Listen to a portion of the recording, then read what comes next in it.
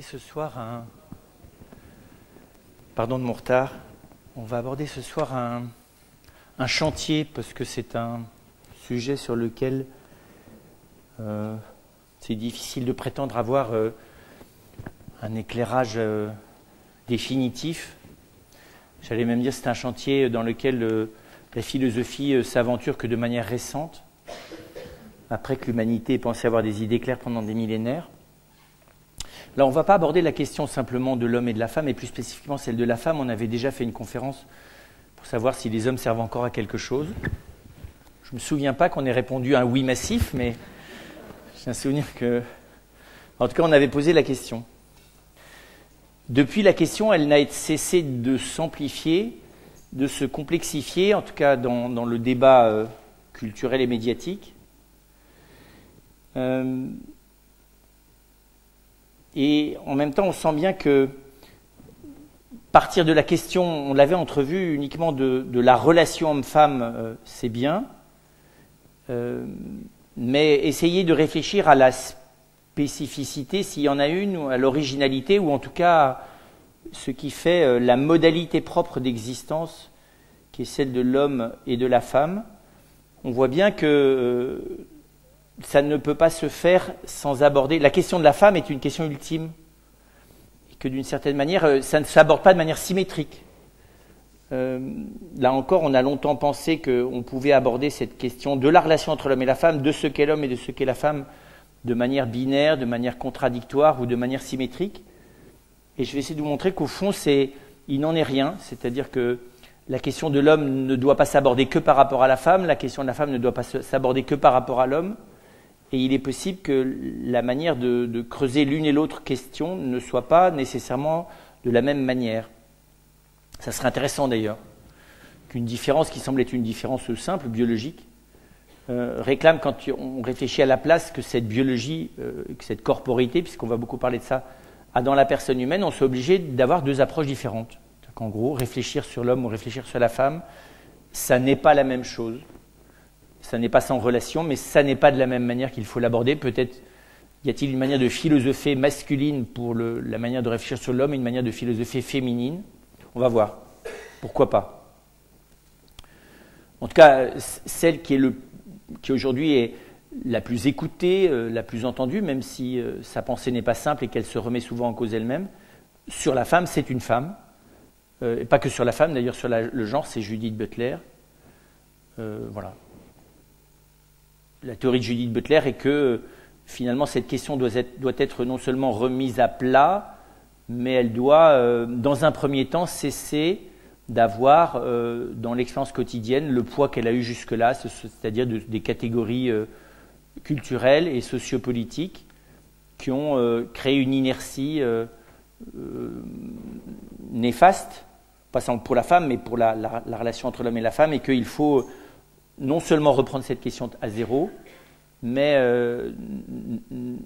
ne l'aborder que d'une manière qui soit à partir de la liberté de la personne, c'est-à-dire à partir de ce qu'on appelle une philosophie postmoderne, et pas d'abord de la manière classique, simpliste, qui s'est avérée, au dire de Judith Butler, inefficace et stérile, qui est celle tout simplement de la nature. Alors, moi, je vais essayer de réfléchir en évitant présent ces deux extrêmes, parce que je pense que ce sont deux extrêmes qui sont dans le même genre, qui sont deux travers philosophiques pourtant bien connus. L'un, c'est de croire que la biologie détermine la personne, c'est-à-dire que vous êtes un homme, vous êtes une femme, c'est un fait, point à la ligne, et ce fait vous assigne un certain nombre de caractéristiques dans votre manière d'être, de réfléchir, de décider, qui vont déterminer deux types de rôles sociaux que vous avez à remplir avec quelques exceptions. Tout en admettant d'ailleurs qu'il puisse y avoir du féminin dans l'homme et du masculin dans la femme, ça ne change rien. À la fin, la dominante masculine chez l'homme et la dominante féminine chez la femme, qui est liée à leur corps, fait qu'ils ont à intégrer pour l'homme la féminité et pour la femme la masculinité, pour être encore mieux un homme et une femme, c'est-à-dire correspondre à ces deux axes fondamentaux qu'aurait pris la nature, qui sont deux manières d'être, qui sont complémentaires, puisque la fécondité le montre, et que donc il s'agit de définir des rôles complémentaires, et qu'une fois qu'on a défini ces rôles complémentaires, même s'il y a des femmes qui remplissent mieux une partie du rôle de l'homme et certains hommes qui remplissent mieux certaines dimensions du rôle de la femme, Après ça, ils ont qu'à se débrouiller, quoi. Mais globalement, on demande à tout le monde de rentrer dans les catégories générales qu'elles sont là et qui sont des catégories fondatrices. Voilà. Donc vous voyez bien une espèce de ce qu'on appelle en philosophie d'univocité entre la détermination biologique, la détermination corporelle, la détermination personnelle, la détermination sociale, la détermination politique. Voilà, tout ça étant, vous voyez, bien catégorifié. Alors, évidemment, sauf peut-être la pensée occidentale à partir du XVIIe jusqu'à la moitié du XXe siècle, mais personne n'a jamais pensé comme ça. Hein, on a connu un moment sans doute de stupidité intellectuelle particulière quand il s'agit de la personne humaine, en Occident en tout cas, qui est une espèce d'éclipse de l'intelligence, moi j'appelle ça comme ça, qui va du XVIIe au milieu du XXe. Il n'y a pas beaucoup de trouvailles anthropologiques. Alors il y a beaucoup de philosophes du XVIIe ou la moitié du XXe, vous vous doutez bien, tous les philosophes que l'on connaît, à part ceux de l'Antiquité, sont tous dans cette période-là. Moi je pense qu'on est dans une pauvreté anthropologique philosophique radicale, parce que vous trouvez quasiment chez aucun de ces philosophes des choses qui soient vraiment éclairantes existentiellement pour les personnes, si vous les mesurez comme ça. Vous lisez la critique de la raison pure et la critique de la raison pratique, vous ne trouvez pas une ligne qui éclaire votre manière pratique d'exister. Vous pouvez lire Hegel, à part peut-être ce qu'il y a sur l'esthétique, mais vous n'allez pas trouver grand-chose qui vienne éclairer l'existence concrète qui est la vôtre. Alors, si, chez Kant, la remise en lumière de la notion de devoir, chez Hegel, la mise en lumière de l'importance de l'esprit. Mais on est d'accord, je ne veux pas dire que spéculativement, ce n'est pas des monuments. Je ne parle pas de ça. Je ne parle pas des monuments intellectuels qu'ils sont. Je parle de leur pertinence existentielle quant à la vie quotidienne. Parce que si la philosophie, à la fin, n'est pas capable de modifier ma manière d'être, ça pose question. Pas sur l'exercice intellectuel de manière abstraite, mais ça pose question quant à la capacité de la philosophie à enseigner la sagesse, et pas simplement à construire des systèmes conceptuels. Mais vous pouvez prendre Malebranche, vous pouvez prendre Berkeley, vous pouvez prendre qui vous voulez. Je veux dire, la problématique, elle est la même. Vous pouvez même prendre Rousseau.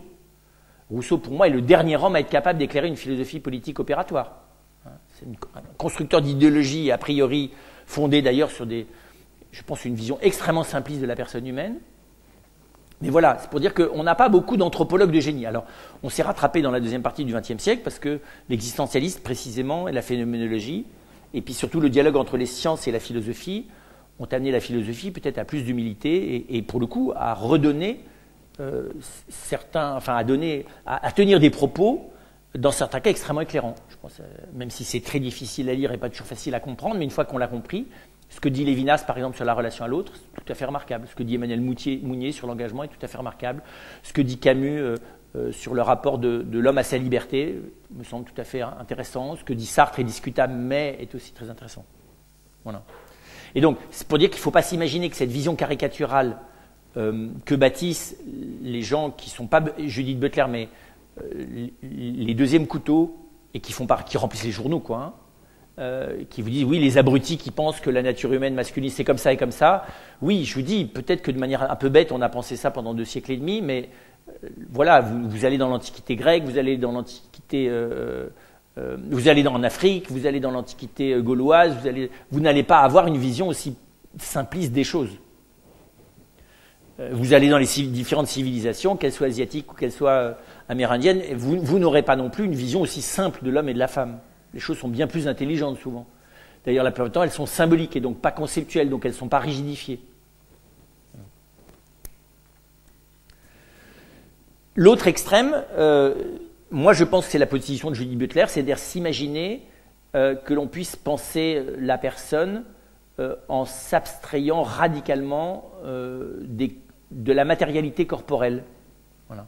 En décrétant que de toute façon, c'est ce que fait Sartre, mais je pense que c'est tout à fait contestable, que la personne c'est d'abord une liberté, c'est d'abord une conscience, et que le corps est une matière comme une autre sur laquelle l'homme doit exercer son vouloir. Voilà. Je pense que ça c'est en amont de toute discussion sur l'homme et la femme, tout à fait discutable, et j'irais de manière opératoire, à mon avis, aussi gravement infécond que la pensée binaire, vous voyez, entre le masculin et le féminin.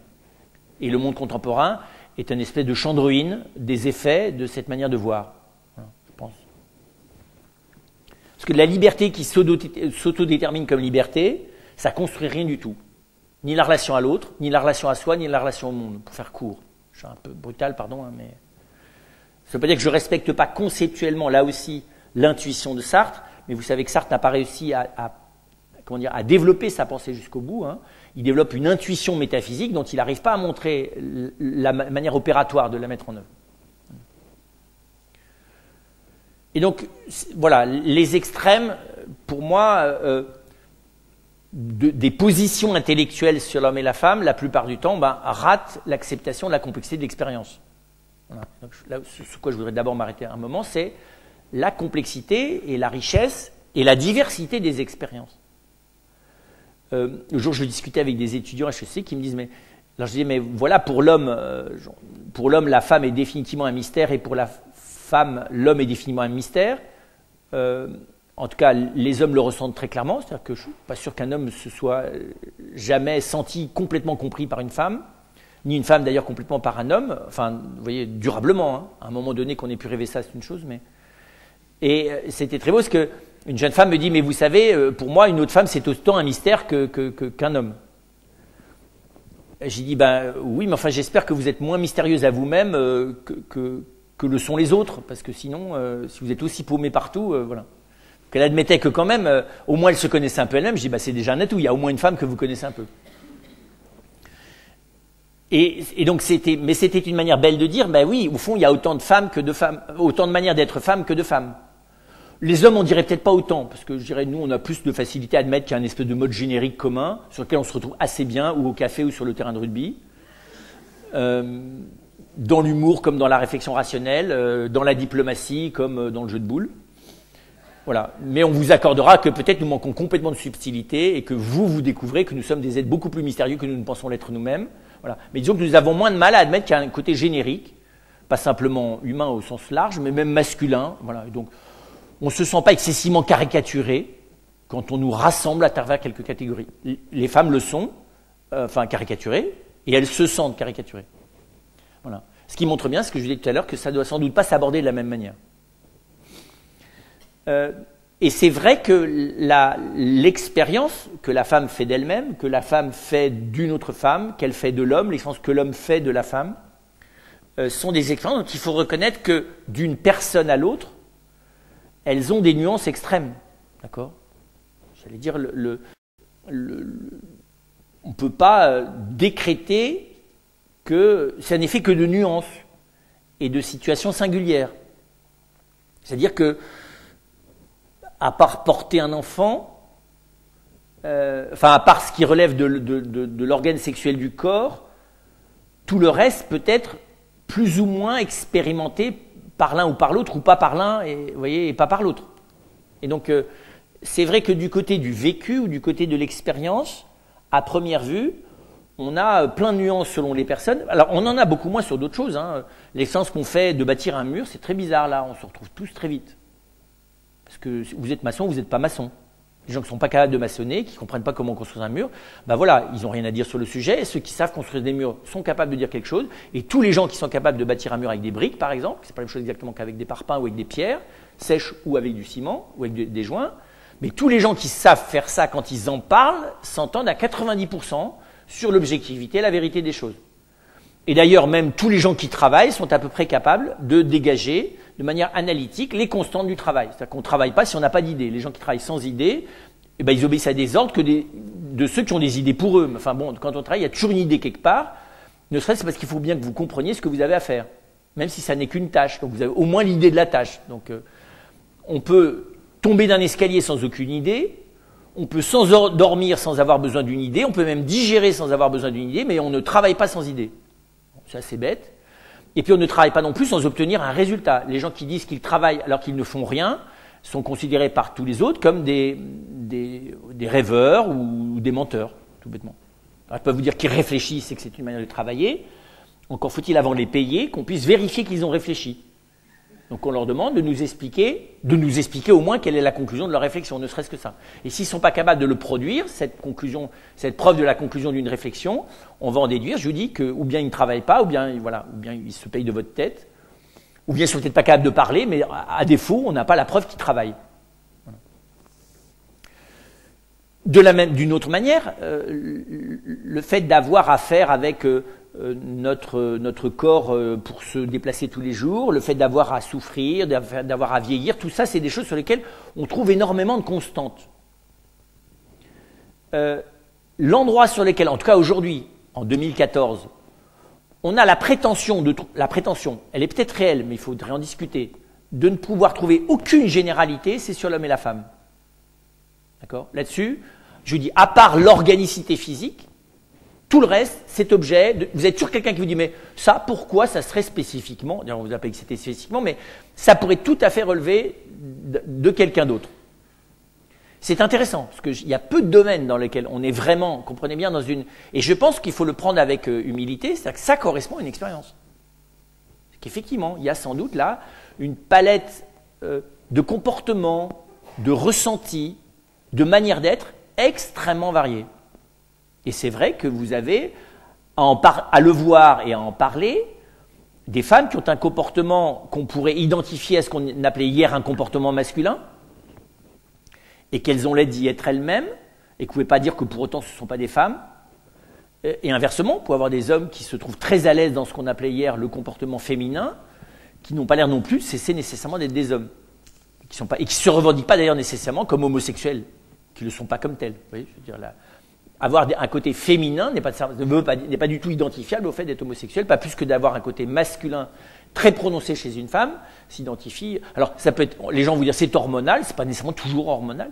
C'est des gens qui, ça leur plaise, ce que montre très très bien d'ailleurs, alors ça ne lui plaît qu'à moitié dans Guillaume et les garçons à table. On voit bien là un homme qui n'est pas homosexuel, mais qui vit dans une féminisation du comportement avec lequel il est à l'aise. Enfin, à moitié en fait. Voilà, donc c'est intéressant de voir que là, du coup, là, c'est aussi frappant, la brutalité des catégories des gens qui savent très bien ce qu'il en est du sujet et qui se battent les uns avec les autres est aussi forte que l'est la nuance des expériences. Vous voyez, on n'est pas bien barré, quoi. Si d'un côté, on a des philosophies au couteau, que de l'autre côté, on n'a que des dégradés, vous voyez, d'aquarelle, vous voyez, ça va pas le faire, quoi. Donc, c'est clair qu'il faut pouvoir, avec honnêteté, et c'est l'avantage pour le coup de l'expérience contemporaine du masculin et du féminin et de l'homme et de la femme, ce qui est d'ailleurs pas tout à fait la même chose. Parce qu'être homme ou femme, pour l'instant jusqu'à nouvel ordre, c'est quand même déterminé par une organicité physique, et il faut être modifié dans son organe physique avant, enfin en tout cas au moins au vu de l'extérieur, pour pouvoir changer de catégorie de sexe, au point de vue de l'identité sociale, c'est possible, hein, vous changez de carte d'identité, vous devenez, le transsexuel peut devenir femme, et reconnu légalement comme tel. Parce que le légal n'a pas à s'occuper du biologique. Il n'a pas à savoir si vous êtes XX ou XY. Ça ne le regarde pas normalement, le politique. À mon avis, d'ailleurs, le sexuel, ça ne devrait même pas le regarder non plus. Ça, c'est mon point de vue. Mais par contre, la corporité, oui. Savoir quelle est votre vie sexuelle, ça ne regarde pas le politique, à mon avis. Donc l'homosexualité n'a rien à voir, à mon avis, avec le politique, pas plus que l'hétérosexualité a à voir quelque chose avec le politique. Par contre, que vous ayez un corps d'homme ou un corps de femme, ça a à voir. Parce que ça, c'est public, c'est visible. Que vous viviez sous le même toit aussi, c'est visible. Ce que vous y faites, ça ne regarde personne. Ça regarde personne. Dans ses effets, peut-être, si vous faites du bruit. Ou si vous y pratiquez des choses qui s'avèrent publiquement néfastes pour le bien social, oui, mais normalement, ça ne regarde pas. Voilà. Et je pense que tous les pays du monde sont en train tout doucement d'abandonner le fait que la vie sexuelle des individus avec consentement mutuel entre deux personnes puisse avoir des effets sociaux dont on est à déterminer politiquement que c'est négatif. Ou positif d'ailleurs. Alors que ce n'était pas vrai, hein. On punissait deux hommes qui s'embrassaient dans la rue en Angleterre, étaient encore punis par la loi, il y a encore plus récemment en tout cas qu'en France. Et donc ces expériences et cette diversité d'expériences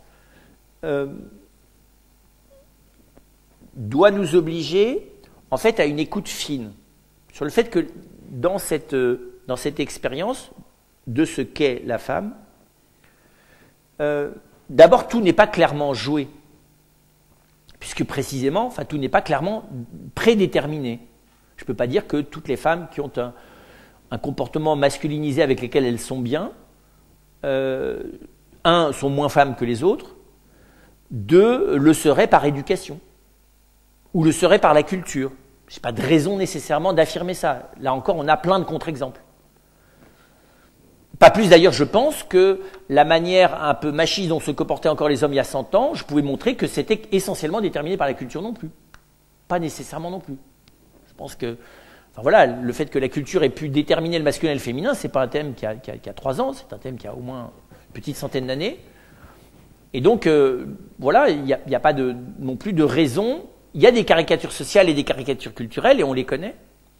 Mais ce n'est pas parce que les choses sont culturellement reconnues qu'elles ont pour origine la culture. Vous voyez, je ne sais pas comment dire ça. Ce n'est pas parce que la culture admet qu'une personne humaine bien valide a 2 pieds que pour autant avoir des pieds culturels. Enfin, vous voyez.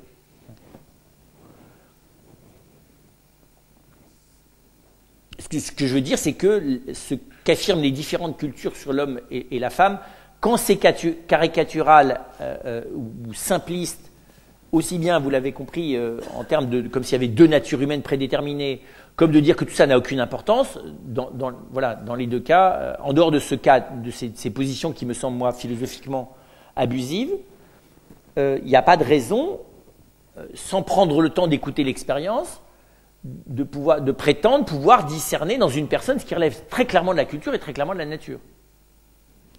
Si, ce qui relève de la nature, tout simplement, c'est ce qui relève de la biologie. Vous êtes XX ou vous êtes XY, alors comme il y a des sous-types, c'est plus compliqué que ça d'ailleurs. Puis en plus, vous avez remarqué, c'est pas XY, YX, c'est-à-dire que c'est pas symétrique du tout cette histoire non plus. Et le biologiste d'ailleurs montre bien que ça n'est ni symétrique et c'est pas non plus complètement. Vous pouvez pas décider que vous allez changer, pas plus que votre ADN d'ailleurs. Hein. Les efforts mentaux, sociaux, culturels et affectifs vont rien modifier au fait que vous soyez XX ou XY. Et donc ça réclame donc une écoute plus fine, il me semble, mais aussi une manière d'interroger plus serrée. Parce que le philosophe, il ne se contente pas de regarder, il essaie de comprendre aussi. Donc il ne suffit pas que les gens expriment leur vécu, le but du philosophe, c'est d'essayer de rejoindre l'expérience, pas simplement les commentaires qu'on fait sur nos expériences. Parce que notre vécu, c'est comment on ressent les choses, mais je peux les ressentir d'une certaine manière et puis les faire autrement que je les ressens. Vous pouvez faire les choses en vous ressentant très très bien et venir de commettre une abomination, et pouvez vous ressentir tout à fait culpabilisé en ayant fait quelque chose de tout à fait louable. Vous voyez, il n'y a pas d'homogénéité nécessairement. Le ressenti n'est pas objectif. Le fait qu'il y en ait un, oui, mais le ressenti n'est pas un lieu d'objectivité. Le lieu d'objectivité, c'est le lieu d'une expérience suffisamment récurrente pour qu'elle puisse avoir du sens pour autrui. D'accord ? C'est qu'elle rentre en écho avec la même chose chez autrui. Là, on est dans de l'objectivité. Donc effectivement, une expérience récurrente faite par un très grand nombre de personnes qui fait que la plupart d'entre eux se retrouvent dans la description de cette expérience, là, ça donne de l'objectivité. Vous avez des individus qui ne ressentent pas la douleur que pourtant on pratique sur eux. C'est ou bien parce qu'ils sont malades sensoriellement, ou bien parce qu'ils ont une psyché un peu particulière. Mais voilà, le fait que la souffrance et la douleur fassent partie des problématiques de la vie humaine, c'est quelque chose d'objectif. Les gens qui ont réussi à l'éliminer de leur champ d'existence, du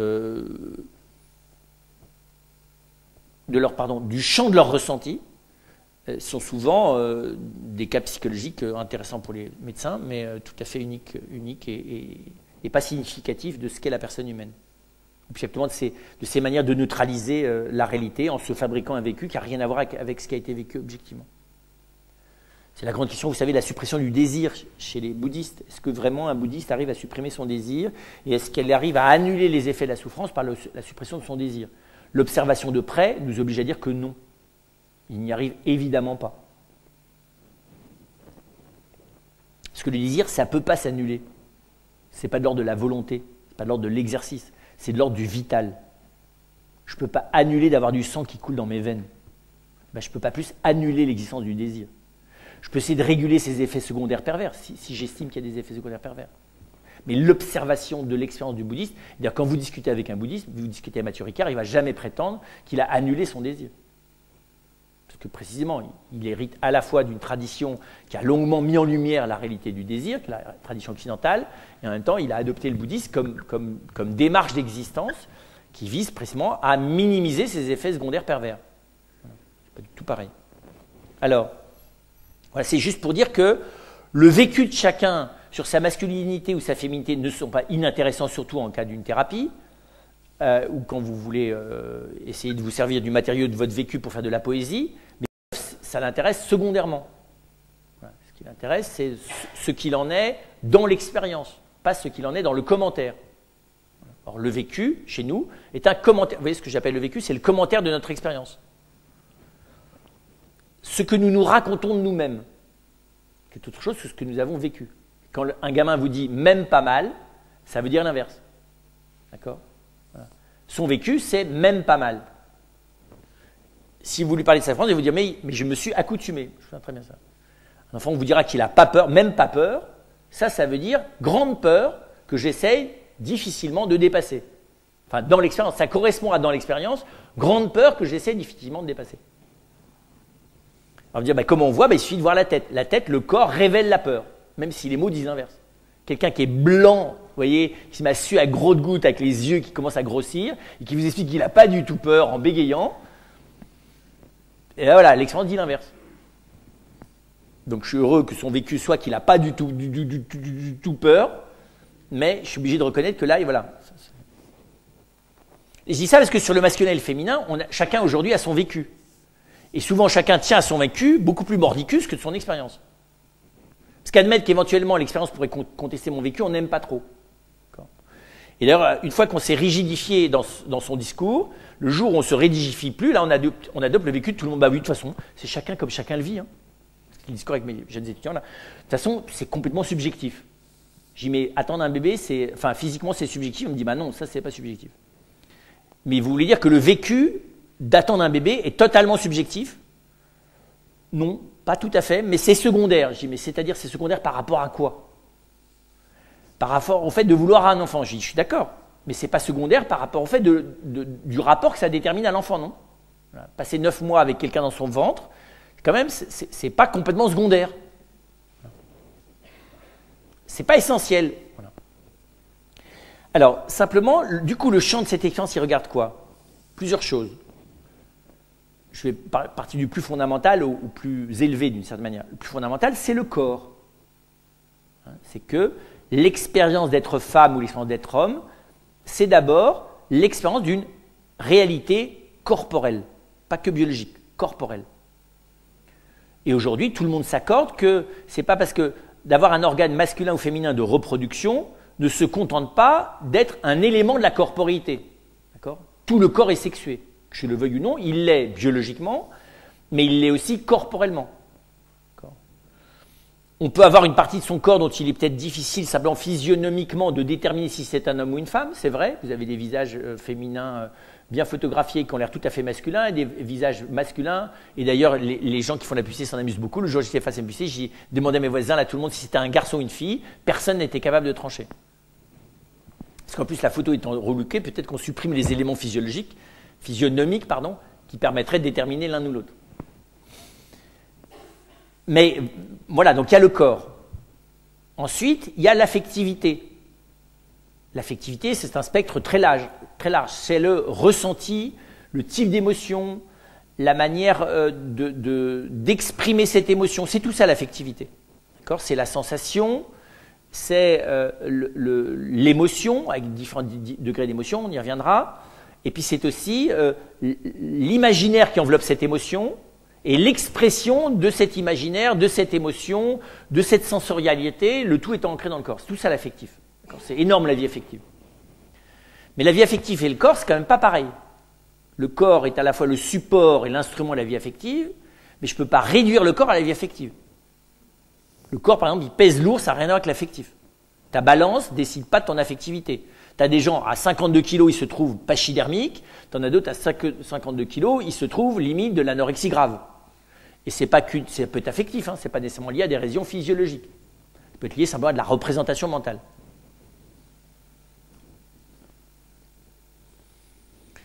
Dire quand quelqu'un se ressent lourd, ce n'est pas nécessairement lié à son poids.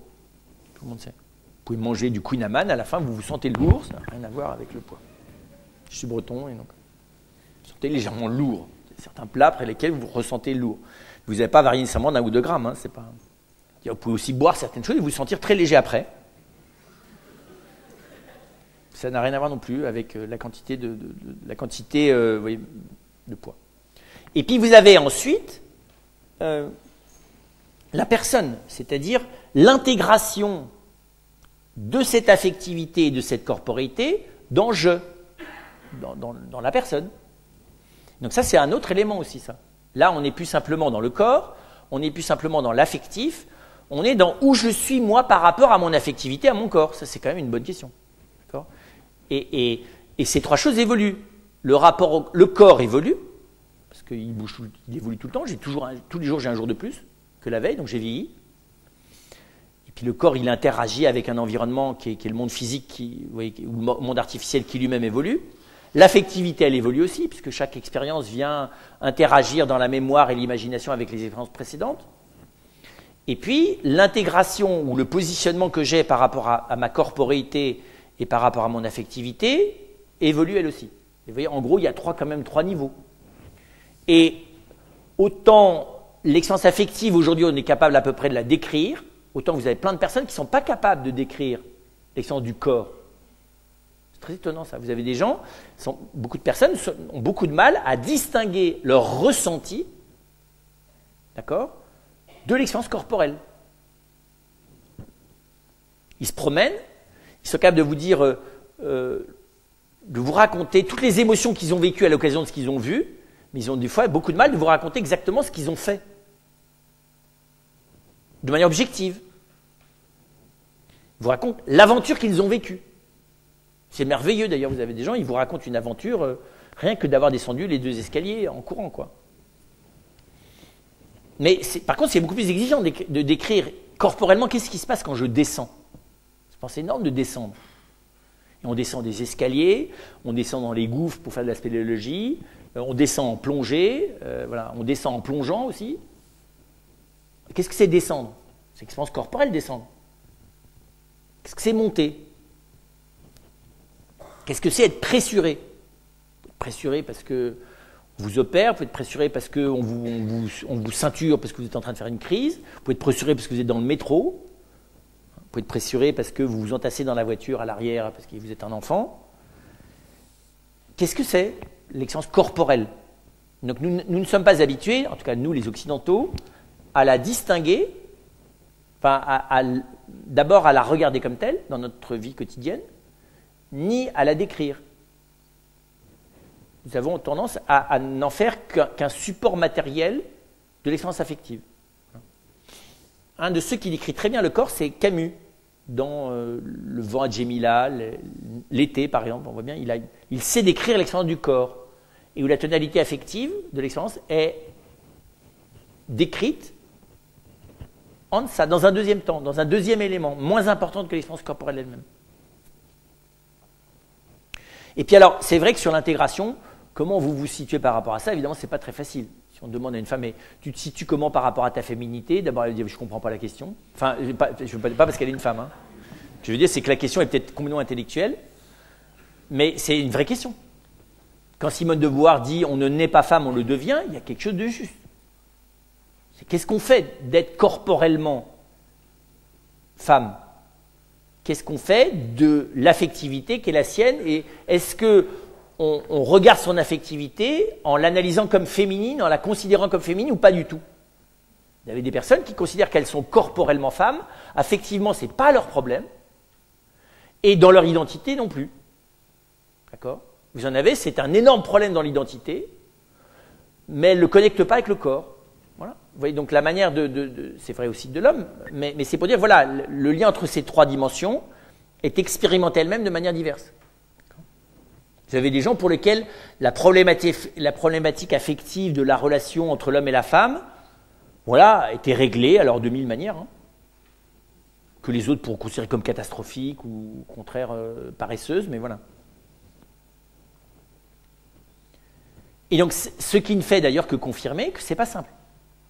Parce que être femme n'est pas qu'être femme que par le corps, c'est pas être femme que par l'affectif, et c'est pas être femme que dans son identité.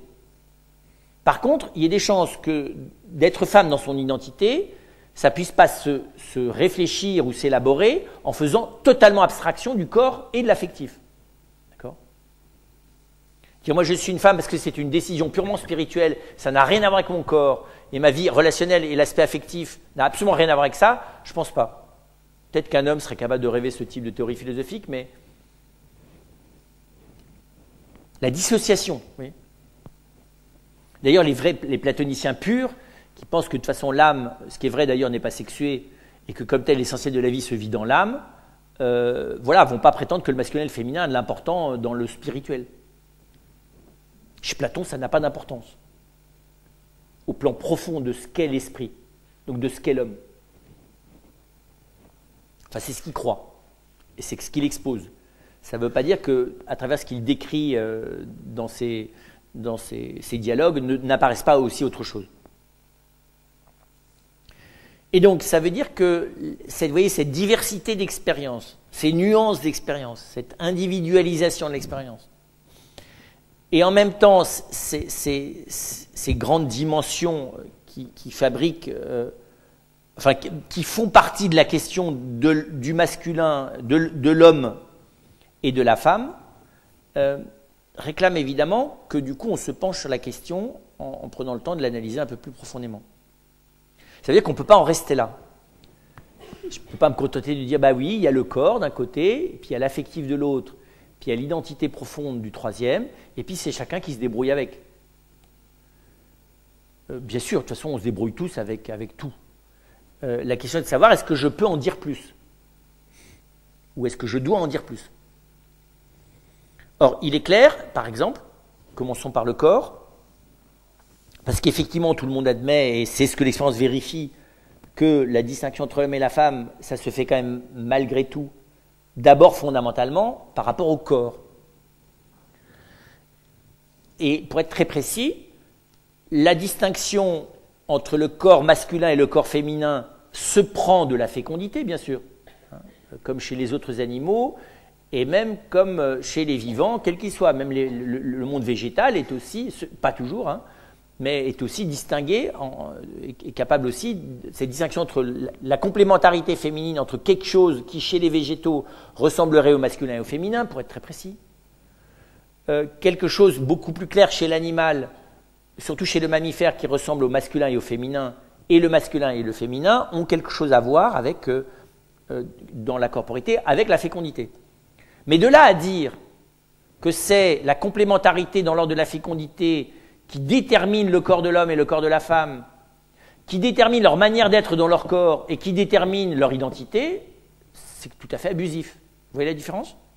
Pas parce que vous êtes capable de faire des enfants comme une femme ou faire des enfants comme un homme, ça vous assigne instantanément une manière d'être que vous intégreriez spontanément dans votre personne.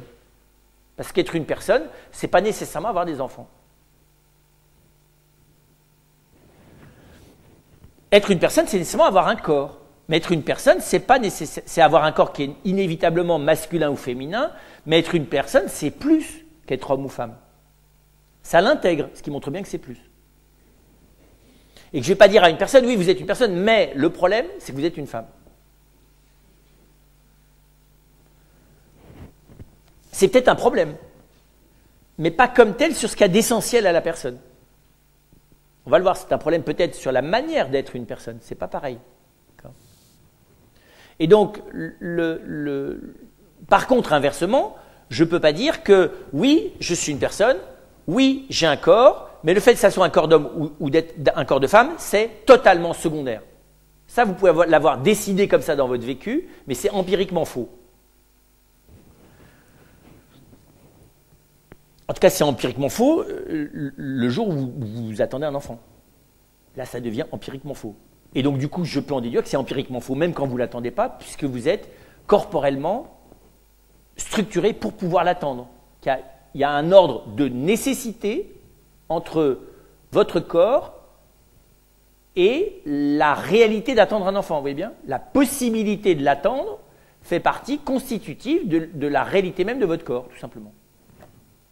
Je peux ne pas vouloir voir cette possibilité. C'est un peu comme ne pas voir que je vais mourir. Analogiquement. Je ne sais pas qu'attendre un enfant, c'est comme mourir, puisque c'est l'inverse. Mais c'est comme de mourir. Je peux ne pas vouloir voir que je vais mourir, mais je vais mourir. C'est inscrit dans mon corps.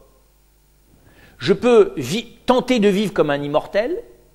À bien y regarder de la part des autres, ils verront bien que je ne suis pas du tout immortel. D'ailleurs, ma manière de vouloir vivre comme un immortel est fondée sur le déni de ma mortalité. Ce qui montre bien qu'elle est complètement structurée par ma mortalité. Ben, c'est la même chose. Vous pouvez vouloir décider que le fait d'être capable de porter un enfant ne constituera rien du tout dans votre identité, c'est du coup construit de manière négative sur le fait de pouvoir en porter un. Donc vous n'échappez pas là-dessus à la corporité féminine qui est la vôtre. Pas plus que vous n'échappez. On échappe à la corporité masculine, mais c'est plus difficile d'échapper à la corporité masculine dans le rapport au corps. Parce que tout simplement, la sexuation masculine, elle est externe et donc elle est plus visible. Elle est plus clairement, comment vous dire ça, ineffaçable. Vous voyez, impossible à intérioriser en la niant, quoi. C'est pas impossible, hein. C'est pas possible. La sexuation psychique, ça peut exister. C'est un boulot qui est manifestement, sauf si c'est de la castration psychique, hein. C'est-à-dire que votre maman a décidé que de toute façon vous étiez un neutre et que vous seriez toujours un neutre, alors vous pouvez ça peut vous l'implémenter dans le cerveau, dans l'affectif. Mais voilà, par contre, c'est beaucoup plus, on voit bien, c'est plus, à l'expérience, c'est plus difficile de le nier chez l'homme. Mais en tout cas, de toute façon, négation ou pas négation, ça c'est la problématique de l'affectif. C'est pas facile de qualifier cette relation donc de la femme à son corps. Elle n'est pas déterminée comme femme, vous n'êtes pas déterminé comme femme uniquement par votre corps. Mais le corps dans sa dans sa sexuation, parce que sa féminisation c'est beaucoup plus large que, et même dans sa capacité organique, dans sa relation organique au fait d'avoir un enfant, donc c'est-à-dire de le porter, joue un rôle qui n'est pas essentiel quant à être, qui n'est pas essentiel quant à être humaine, qui n'est pas essentiel quant à être une personne humaine, mais qui est essentiel quant à votre manière d'en être une. Ça va, ça? C'est un peu subtil, vous allez me dire. Ouais. Ben oui, mais je vous l'avais prévenu, on est obligé de faire dans la finesse, hein, sinon on ne s'en sort pas. C'est ça la leçon de 2014, c'est qu'il va falloir faire dans la finesse. On ne va pas y arriver dans les catégories primaires. Et la finesse, elle est juste celle-là, elle est très simple, une fois qu'on l'a pris, il n'y en a qu'une seule, c'est que c'est une chose d'être une personne humaine, c'est autre chose de la manière dont je le suis. Il n'y a pas deux catégories de personnes humaines, les hommes et les femmes. Mais il y a deux grandes manières d'être une personne humaine, être homme ou être femme. Parce que dans la manière d'être une personne humaine, l'intégration de ma relation à la fécondité est essentielle. D'accord ? Le corps humain est essentiellement capable de donner la vie. Ce n'est pas accidentellement. Le fait de pouvoir avoir des enfants ou engendrer, comprenez bien, est accidentel quant à ma personne. Puisque je demeure une personne même si j'en ai pas. D'accord ? Mais le fait de pouvoir en avoir n'est pas accidentel à ma personne. Et le fait d'être capable d'en avoir est essentiel à mon corps. Alors c'est un peu subtil, mais c'est pour vous dire que j'échappe pas à son importance, c'est ça que je veux dire. J'ai pas à considérer que cette importance est telle que c'est une problématique qui est centrale dans la personne humaine.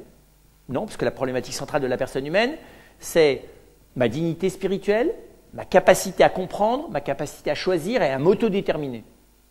Et ça, je ne peux pas le vivre sans être dans un corps, mais le fait que j'ai un corps d'homme ou un corps de femme ne le différencie pas fondamentalement.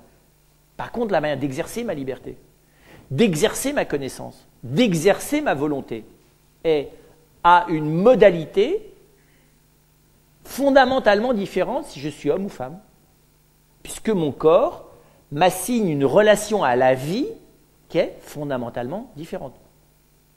Elle est la même, puisque dans un cas comme dans l'autre, on est responsable de pouvoir la donner ou de ne pas la donner. D'accord ? Ça s'appelle la fécondité. Mais ensuite, dans la manière de la donner, on ne choisit pas. C'est tout bête. Une femme ne peut pas choisir qu'elle va donner la vie avec un corps d'homme, parce qu'elle n'en a pas. Non, c'est assez simple. Alors, il y a le cas de l'androgyne, qui est un cas tout à fait à part, et à partir duquel, évidemment, je ne peux pas réfléchir. C'est comme si je réfléchissais à l'humain à partir des expériences des gens acéphales. Voilà, je ne réfléchis pas sur l'expérience de la personne humaine à partir de quelqu'un qui est acéphale. Pas plus que je réfléchis sur la marche à partir de celui qui n'a pas de jambes. Ça me semble simple, qui est né sans jambes, pas celui qui en a été amputé. Et donc, Alors, c'est pas facile, c'est dans les mots, hein, là, ce que je vous dis. Par contre, à intégrer, c'est pas simple. Parce que, je vous dis, c'est, voilà, c'est pas où je me situe, c'est où je suis appelé à me situer. Où je me situe, ça, chacun le fait comme il veut dans son affectif. Hein. Mais où je suis appelé à me situer, ben, c'est appelé à me situer par rapport à ça. Au fait que l'orientation sexuelle de mon corps est quelque chose que j'ai à intégrer comme quelque chose, enfin j'ai à l'intégrer comme essentiel à ma manière d'être. Parce que ça détermine la manière d'exercer ma responsabilité à l'égard de la vie. À l'égard, c'est beaucoup plus que de la vie d'ailleurs, à l'égard de l'apparition d'un de mes semblables. C'est vertigineux ça. J'ai corporellement la capacité de contribuer à l'apparition d'un de mes semblables. Ça, c'est vertigineux. À la limite, contribuer à l'apparition à de la vie, je veux bien. C'est pas aussi précis que ça. C'est pas juste une vie animale. Et alors, c'est tout à fait paradoxal, parce qu'en plus, vous savez bien que vous ne pouvez y contribuer que de manière animale. À ce que je sache, votre esprit n'engendre pas, ça se saurait. Donc, vous y contribuez de manière animale, et pourtant, vous contribuez à l'apparition d'un semblable, ce qui est déjà un problème massif. Donc là, vous n'en sortez plus du tout. Il y a vraiment un problème, là. Et la manière dont vous contribuez à l'apparition d'un semblable par le biais d'une contribution animale est essentiellement déterminée par le masculin ou le féminin, dont l'organicité corporelle n'est que le signe. Donc il n'y a rien à faire. Je suis obligé de travailler là-dessus. Alors, jusque-là, on n'a jamais travaillé dessus, et maintenant on a décidé qu'on ne travaillerait plus dessus. Enfin, vous voyez, je ne sais pas comment dire ça. Jusque-là, c'était très déterminé, vous étiez un homme, vous étiez une femme, mais alors on ne va pas faire un flanc là-dessus, tu vois. Ça fait les millénaires qu'on sait qu'il y a des hommes et des femmes. Et qu'effectivement, il en faut deux pour fabriquer les enfants, et tu ne vas pas nous gonfler avec ça. D'accord ? Et tu ne vas pas psychoter à l'infini sur la relation entre la personne et son corps, et la sexuation de son corps. C'est bon, pendant des millénaires, on n'a jamais... Alors, on a été un peu travaillé sur la question, il suffit de regarder notamment la sculpture africaine, mais pas que africaine, ce qui montre bien que la sexuation, on a bien senti que ça touchait des équilibres fondamentaux dans le cosmos. Hein, et que si l'Orient a discuté sur le yin et le yang comme les deux forces fondamentales qui fabriquent l'univers matériel, en les caractérisant par le masculin et le féminin, c'est bien quand même qu'il y a un truc quelque part. Mais à la limite, ça peut être excessif. La sexuation de l'univers, il ne faut pas non plus aller chercher midi à 14h, tu vois. On va dire c'est du délire ou bien. C'est une vraie question, ça. Et maintenant, on est passé de ça, qui n'était pas un problème ou qui était réglé de manière cosmique, à l'inverse, c'est-à-dire que c'est un non-problème. Parce que je le décide. Tu peux décider que la mort, c'est un non-problème, il va te rattraper tout seul. Tu peux décider que le vieillissement, ça ne te regarde pas, mais lui, bizarrement, il te regarde. Voilà. Tu peux décider que le fait d'appartenir à une communauté humaine, tu n'en as rien à foutre, n'empêche que, bizarrement, tu vas te recogner contre tous les jours. Tu peux décider que l'apesanteur n'a aucun intérêt, enfin, tu peux tout décider ce que tu voudras, sauf que ça te rattrape. Et de la corporité féminine ou masculine, il en est la même. Alors, c'est clair que, du coup, comprenez bien, quelle que soit l'affectivité qui l'accompagne, la femme a affaire corporellement avec le fait d'être structurellement fabriquée pour accueillir la vie, au moins 9 mois, d'accueillir son semblable, 9 mois, dans un état de petitesse microscopique au début. Et donc c'est une expérience qui est quand même monumentale. Alors, et je ne peux pas dire, tant que je ne l'ai pas faite, ça ne veut rien dire. C'est pas vrai, puisque je suis fait pour la faire. D'accord ? Et que pour le coup, il y a une incomplétude à ne pas le faire. Ça, c'est strictement vrai. Il y a une incomplétude de la corporité féminine à ne pas faire l'expérience de la maternité, pas plus tout autant qu'il y a une incomplétude à l'exercice de la corporité masculine à ne pas faire l'expérience de la fécondité. Et vous vous doutez bien, je suis bien placé pour le savoir. Voilà. Et donc concrètement, cette incomplétude, elle est corporelle. Elle n'est pas nécessairement une atteinte à ce qu'il y a d'essentiel à la personne. Et donc accepter d'intégrer ça. En plus, je ne peux pas prétendre l'intégrer d'un coup. Parce que qui comprend exactement ce que ça veut dire? Digérer, oui. Dormir aussi. Avoir une douleur physique aussi. Vieillir, à la limite, même je ne suis pas encore arrivé au bout. Mais corporellement contribuer à l'apparition de mon semblable, personne n'est capable de comprendre ça. Parce que je ne sais pas qui c'est, mon semblable. Vous voyez, si on se contentait de reproduire si on était un animal qui reproduit un animal, ça irait. Il n'y aurait pas l'altérité radicale de l'autre. Mais le problème de l'humain, c'est qu'il y a l'altérité radicale de l'autre. Donc vous contribuez à un inconnu. voyez, c'est très bizarre d'être... Voilà. Alors vous me direz, mais l'homme aussi y contribue, sauf que lui, il ne fréquente pas cet inconnu pendant 9 mois. Dans un état de dépendance de cet inconnu à soi qui est radical, et dans une ignorance tout aussi radicale. Alors, on sait bien que toutes les mamans se racontent une histoire pour combler le fait qu'elles ignorent, voilà. Mais ça n'empêche qu'elles n'en ignorent pas moins. Alors peut-être qu'elles n'ignorent pas le ressenti physique qu'elles ont de la corporité de l'enfant qui grandit, tout à fait, soit. Mais ça, c'est pas l'autre. D'accord ? Ça, c'est sa corporité, c'est pas la même chose. Ce qu'est l'autre, c'est un mystère. Vous ne savez pas qui va naître. Mais vous pouvez savoir si c'est un garçon ou une fille, même sans examen. Si vous avez un peu de ressenti, vous pouvez savoir plein de choses si vous êtes intuitive. Mais qui sait, vous ne savez pas. D'ailleurs, même à la naissance, vous ne savez toujours pas. Quand le saurez-vous d'ailleurs? Ce serait bizarre d'avoir, donc, c'est pas rien d'avoir autant corporellement contribué de manière substantielle à l'apparition d'un autre, dont il n'y a rien à faire, je ne sais pas la clé de ce qu'il est. Alors, c'est merveilleux, ça a l'air un peu éprouvant. Vous voyez, on dit ça à l'extérieur, hein. Parce que nous, on n'y comprend rien, mais on n'est pas aussi impliqué, ce qui est plus facile. Enfin, ou plus difficile. C'est pas plus, oui, c'est aussi plus difficile. Parce que, ou bien vous aimez être impliqué dans un mystère que vous ne comprenez pas, parce que moi, ça vous donne de le fréquenter, le mystère. Et du coup, c'est merveilleux de ne rien comprendre, mais d'être si proche. Et du coup, pour un homme, de la même manière, il trouvera que c'est quand même un peu raide, de que non seulement il n'en comprend rien, mais en plus, il en est éloigné. Enfin, pas absolument, hein. Il suffit de faire un peu d'autonomie, on s'en rapproche, mais quand même. C'est vrai, puisque l'autonomie, c'est d'apprendre à dialoguer corporellement avec l'enfant à travers le ventre de sa maman, qui est quand même pas une paroi non plus, c'est pas du béton, hein. Et donc il y a une possibilité là de dialogue et qui précisément, mais qui montre encore mieux qu'il y a quand même une limite aussi. D'accord. Mais inversement, si c'est culpabilisant d'avoir à s'occuper de quelqu'un auquel on ne comprend rien, bah, il vaut mieux être carrément plus loin. Je parle de l'homme. Plus simple. Et en tout cas, cette aventure-là, qui est une aventure qui est aussi, on peut le dire comme ça, très longue et très courte. 9 mois, c'est rien. Sauf que c'est énorme. D'abord par le fruit, et puis parce que ça constitue comme événement. Qui d'ailleurs, quand on observe les mamans avec délicatesse, il y a un peu d'apprentissage d'une fois sur l'autre, mais pas tant que ça. Il n'y a pas d'habitude, on voit bien. Ça ne relève pas de l'habitude. Parce que ce n'est pas quelque chose de réitératif. Le processus biologique est le même, mais clairement, l'être, il est autre. On voit bien qu'une maman humaine, finalement, le sait qu'il est autre. Alors, cette expérience-là, on pourrait dire, mais est-ce que ça veut dire que c'est la seule expérience corporelle qui soit spécifiquement féminine?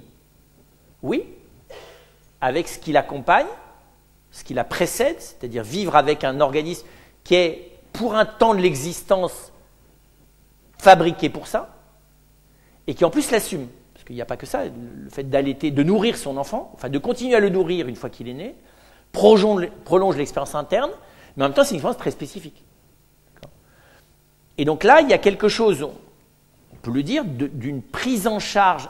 Le corps féminin prend en charge structurellement l'émergence d'un être humain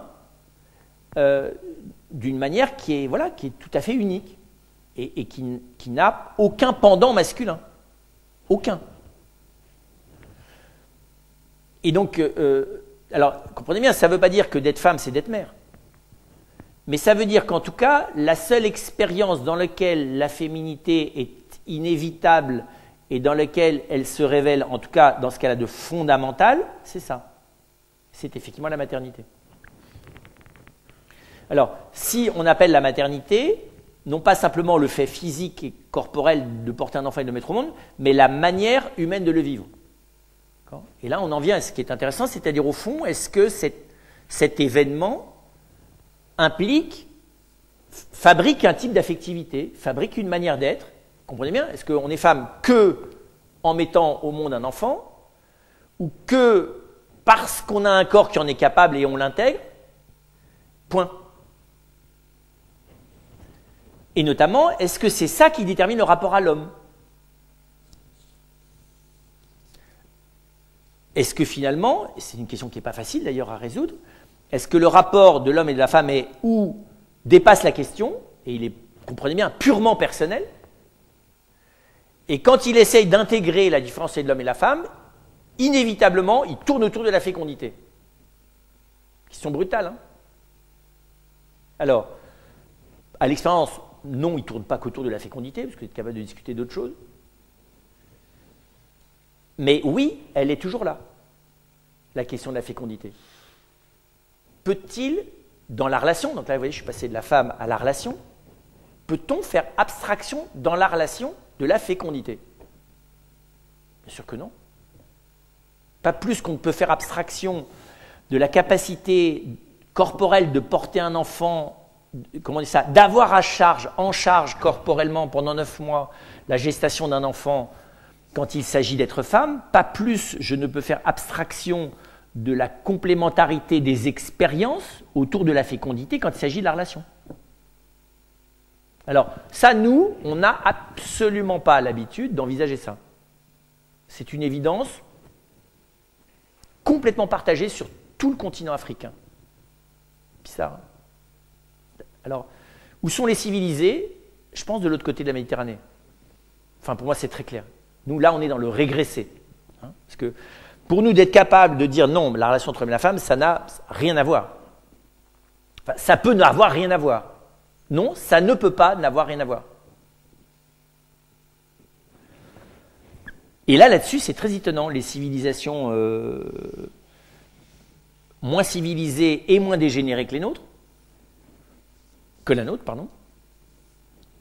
Parce que nous sommes dégénérés en même temps que nous civilisions, c'est tout le paradoxe de l'Occident, ont un rapport là-dessus manifestement plus sain, plus natif, moins, comment dire ça, moins dissocié. Voilà. Ils n'ont pas encore cultivé la dissociation. Alors, des fois, peut-être au prix de mettre trop d'importance, voilà, c'est vrai, dans ce qu'il y a de plus primitif dans ces civilisations qui ne le sont pas. On peut voir effectivement des formes où du ce que je disais tout à l'heure, la sexuation du cosmos, avoir du sexuel au sens, comprenez, basique de la fécondité partout, et identifier, vous voyez, toutes les forces d'énergie de l'univers tout entier avec du plus et du moins, ou du masculin et du féminin, ou de la droite et de la gauche, ou du cerveau droit et du cerveau gauche, ou du yin et du yang, c'est vrai qu'à la fin, c'est quand même un peu primaire. D'accord ? Par contre, s'imaginer, donc dire que c'est ça qui détermine, ça me semble, alors pour le coup, philosophiquement et anthropologiquement, tout à fait excessif. Ce qu'il y a de spirituel chez l'humain n'est pas déterminé par ça, c'est très clair. Et ça, c'est la grande découverte de la Grèce, tout simplement. La mise en lumière de la transcendance de l'esprit, c'est quand même la Grèce. Mais il ne faut pas que la transcendance de l'esprit, ça me fasse oublier que transcender, ça veut dire traverser, ça ne veut pas dire s'échapper à. Que si l'esprit transcende le corps, ça ne veut pas dire qu'il lui échappe, mais qu'il le traverse. Et qu'il ne le traverse vraiment qu'en l'assumant. Et donc, on a sans doute à se redemander, voilà, comment... Voilà, re-regarder, réapprendre à regarder la masculinité et la féminité et leurs relations ayant fondamentalement un lien avec cette réalité corporelle, pas seulement biologique, mais corporelle, qui est la possibilité et la capacité à engendrer ensemble. Et tout ce qui l'accompagne. La sexualité comme relation avec une dimension de plaisir de personne à personne, se servant fondamentalement de cette capacité. Parce que le désir, il n'est pas uniquement affectif. Quand on dit qu'il est sexuel, ça montre bien qu'il a un fond corporel. Et donc ça veut dire que même si quelque chose, on va le voir, du développement de la personne réclame d'aller au-delà de ça, c'est en l'intégrant. C'est ça que ça veut dire. Et sûrement pas en pensant se développer, en s'en affranchissant ou en le niant. Parce que l'intégrer, ça veut dire aussi sans cesse y revenir pour mieux le vivre. Vous voyez ce que ça veut dire ? Ça veut dire d'ailleurs que de la petite enfance jusqu'à la vieillesse et après la ménopause, la question d'apprendre à être femme dans son corps continue d'être une question, et dans le rapport du corps à la fécondité. Parce que d'avoir eu un corps qui n'est pas moins vrai que d'avoir un corps qui pouvait n'est pas la même chose que d'avoir un corps qui pourra. Enfin, vous voyez, dans les deux cas, c'est un corps qui a un rapport au pouvoir d'avoir donné des enfants, ou qui aurait pu en donner, ou qui peut en donner. Donc ça veut dire qu'une petite fille qui vient de naître, ou qu'une femme qui est en train de mourir à 100 ans, ne quitte pas ce rapport à la fécondité. Comme l'homme d'ailleurs. Et d'ailleurs, l'homme l'apprend de la femme, je pense personnellement. Parce que l'homme a beaucoup plus de difficultés, tout simplement parce que sa participation corporelle, pas biologique, biologique, elle est égale à la femme, mais corporelle, elle est beaucoup moins importante, et que donc l'homme a tendance à se dissocier beaucoup plus facilement de la question de la fécondité. Donc de ne pas voir que sa masculinité, elle n'a pas à voir avec la guerre et avec d'avoir des gros biceps, ou je ne sais pas trop quoi, ou d'avoir un salaire supplémentaire plus important, ou d'être reconnu comme étant capable d'être chef, ou je ne sais pas trop quelle bêtise, mais qu'elle a d'abord fondamentalement à voir aussi avec la fécondité. Parce que ça peut lui paraître absolument humiliant d'ailleurs, parce que ça le rabaisse au niveau de la femme. Vous voyez ?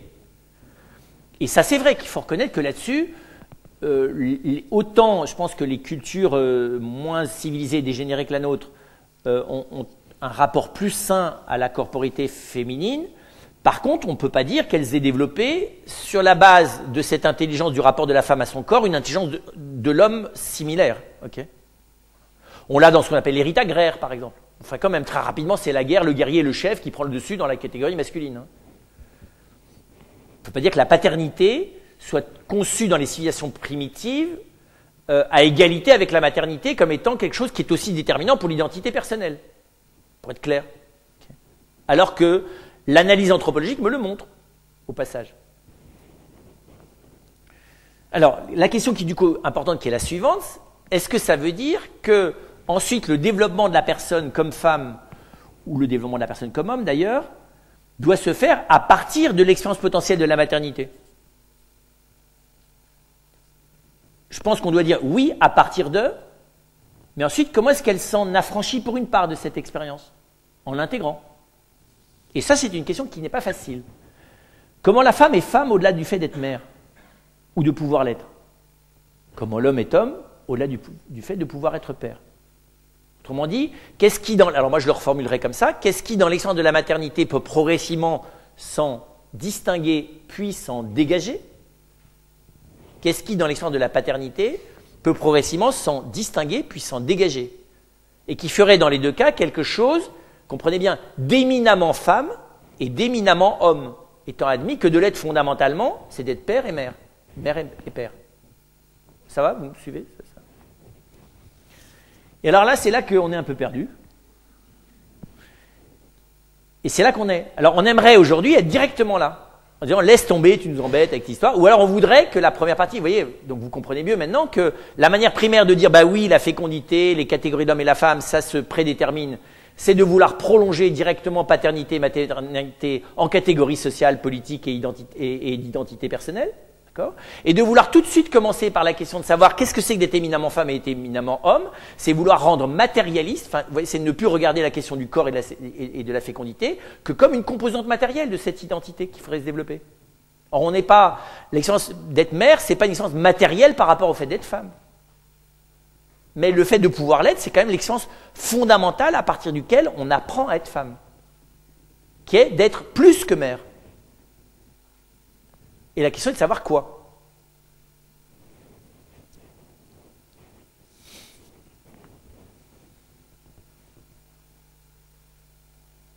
Là, il me semble que, précisément, on doit se demander comment le fait d'être femme et de l'être fondamentalement parce que le corps est capable, a une fonction particulière, plus que ça, un rôle, une vocation particulière dans son rapport à la fécondité, comment le mettre au service de la contribution, comment le faire, cette réalité-là, contribuer au développement de ma personne.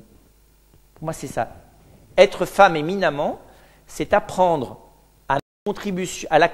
c'est faire contribuer au développement de sa personne cette réalité-là.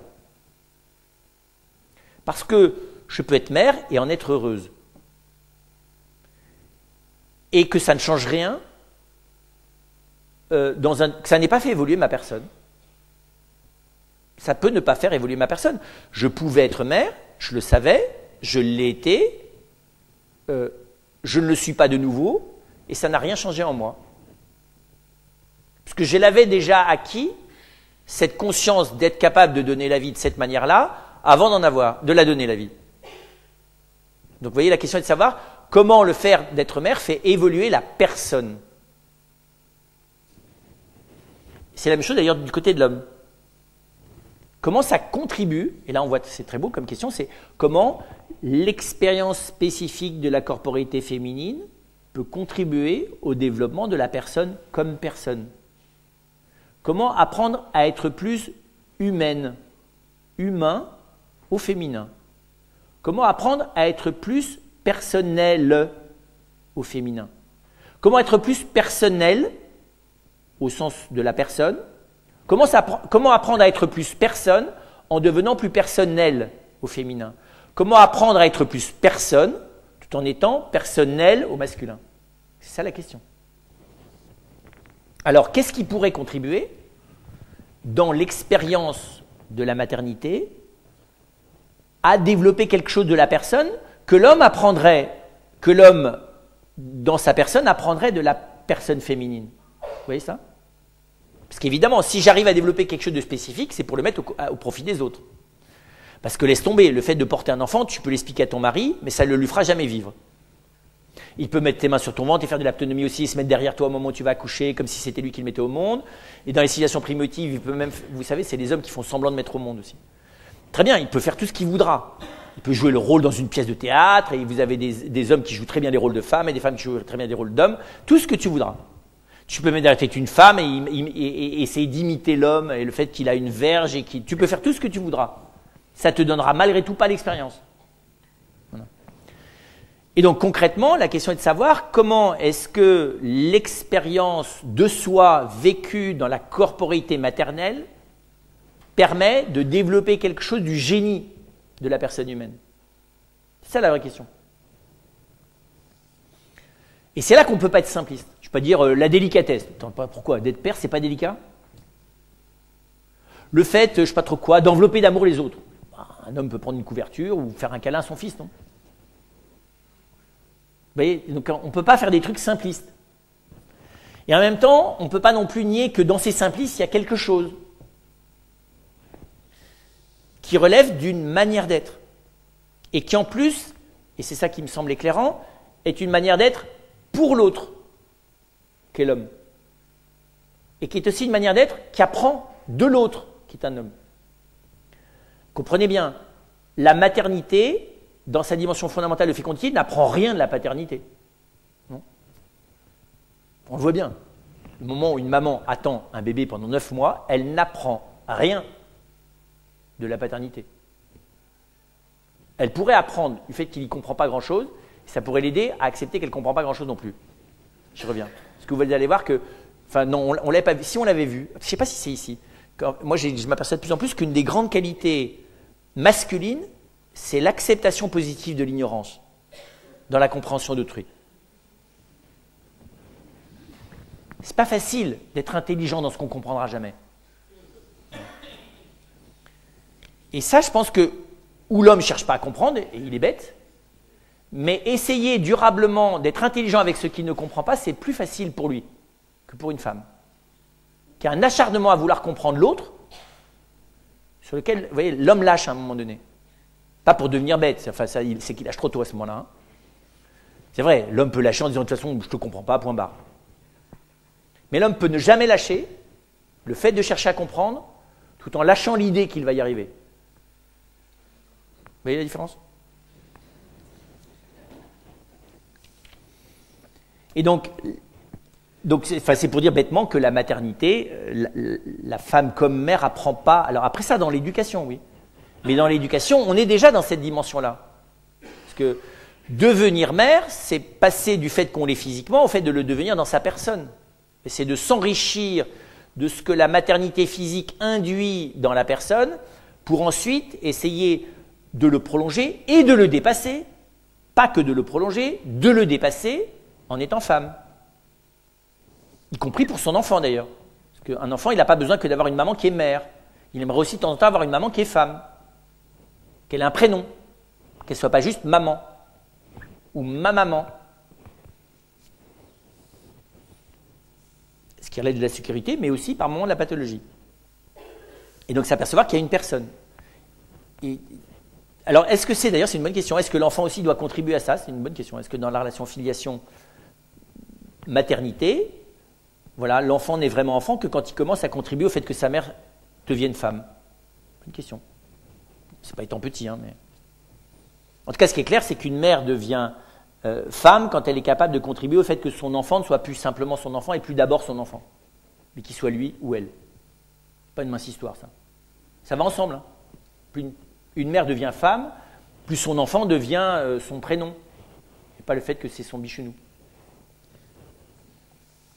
Et donc, vous voyez bien, c'est assez riche parce que c'est à la fois d'intégrer, là je fais que d'écrire parce que c'est assez fin ce qui se passe dans les faits, hein, assez naturellement d'ailleurs, à condition qu'on y soit attentif. C'est que, à la fois la maternité, et j'allais presque dire, dans le rapport de la femme à elle-même, développe quelque chose d'une manière d'être humaine et d'être personne, qui est originale, et que l'homme ne peut pas développer par lui-même, et en même temps d'apprendre à le développer pour l'homme. C'est les deux. Donc vous voyez, c'est à la fois un dialogue avec soi et un dialogue avec l'autre.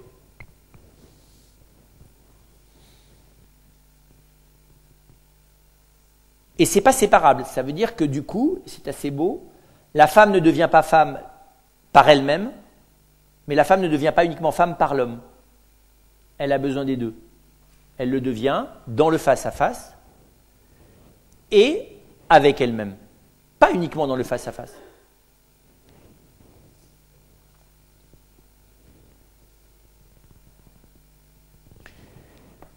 Ce qu'on peut dire, il me semble, c'est que, comprenez bien, cette quintessence, un peu comme on distille d'ailleurs quelque chose pour en faire de l'alcool, cette quintessence de la maternité qui vient enrichir la femme dans sa personne, c'est un rapport à la vie, pour le coup.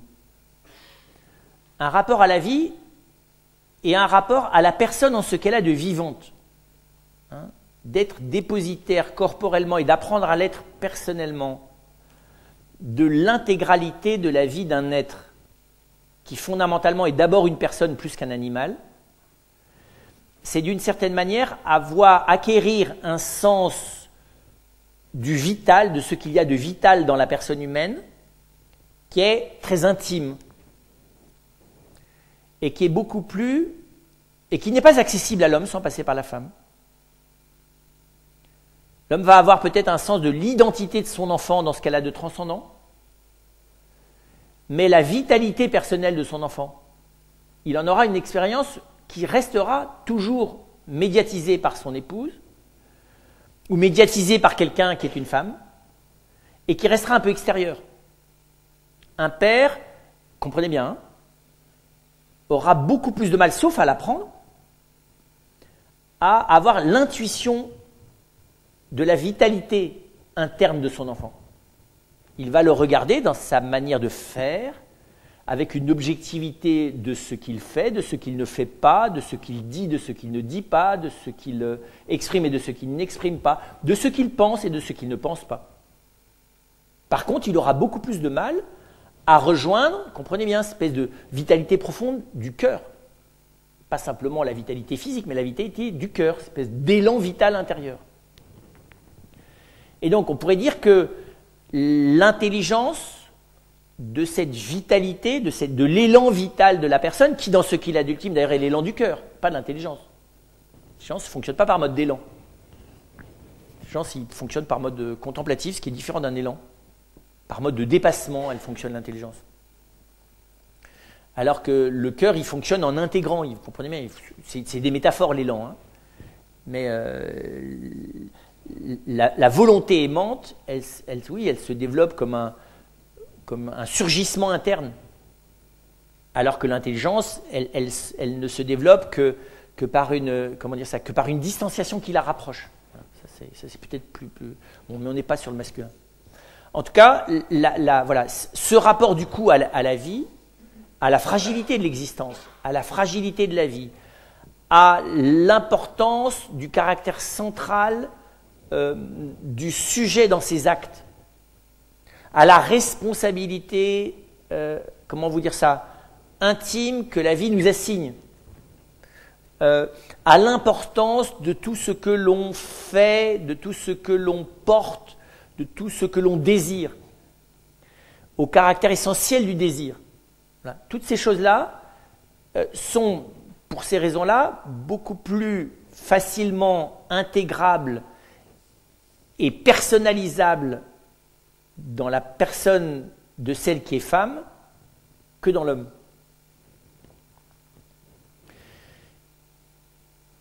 Et il y a là-dedans quelque chose, notamment qui m'intéresse particulièrement, c'est le rapport à la souffrance. Je parlais de la fragilité de la vie, mais c'est très étonnant aussi dans le rapport à la souffrance. Parce que dans la vitalité intime de l'homme, de la personne humaine, il y a aussi l'intimité de ce qui s'oppose à la vitalité. L'anti-vitalité, qui est la souffrance. Qui est la présence du mal comme obstacle intime. Et c'est ça la souffrance. Il y a d'autres obstacles que l'obstacle intime. Il peut y avoir des obstacles sociaux, il peut y avoir des obstacles biologiques, mais la souffrance, c'est l'obstacle intériorisé. C'est le mal intériorisé. C'est le mal qui vient se battre contre la vie. C'est ça la souffrance. Et donc là aussi, il y a un sens du combat face à la souffrance. Un combat de la nécessité de faire avec la souffrance. Qui est quelque chose là aussi d'intime à la personne humaine, dont on voit bien que la femme est plus facilement citoyenne. Enfin, nous, on est un peu des étrangers, quoi. On est un peu du dehors, comme on dit. D'ailleurs. On est un peu les autres, quoi. Et donc là, il y a quelque chose qui me semble... quelque chose, comprenez bien, ça ne détermine rien. Ça n'est qu'une possibilité d'affiner et de personnaliser plus profondément, plus densément, plus intimement, quelque chose de l'être de la personne, d'être une personne humaine, et de le mettre à contribution d'autrui. Mais, et c'est le deuxième versant, c'est aussi la capacité d'intégrer le masculin, ou pour être plus précis, d'intégrer la manière d'être homme au-delà de la manière d'être père, la manière personnelle d'être homme à l'intime de soi. D'accord ? Là, je viens de vous parler de ce qui est le rapport de la femme à elle-même, la manière dont elle vient, je vous dis, apprendre progressivement à intégrer la quintessence de l'expérience humaine, du rapport à l'autre et à la vie que lui a donné la maternité, mais il y a aussi ce qui vient du rapport à l'autre.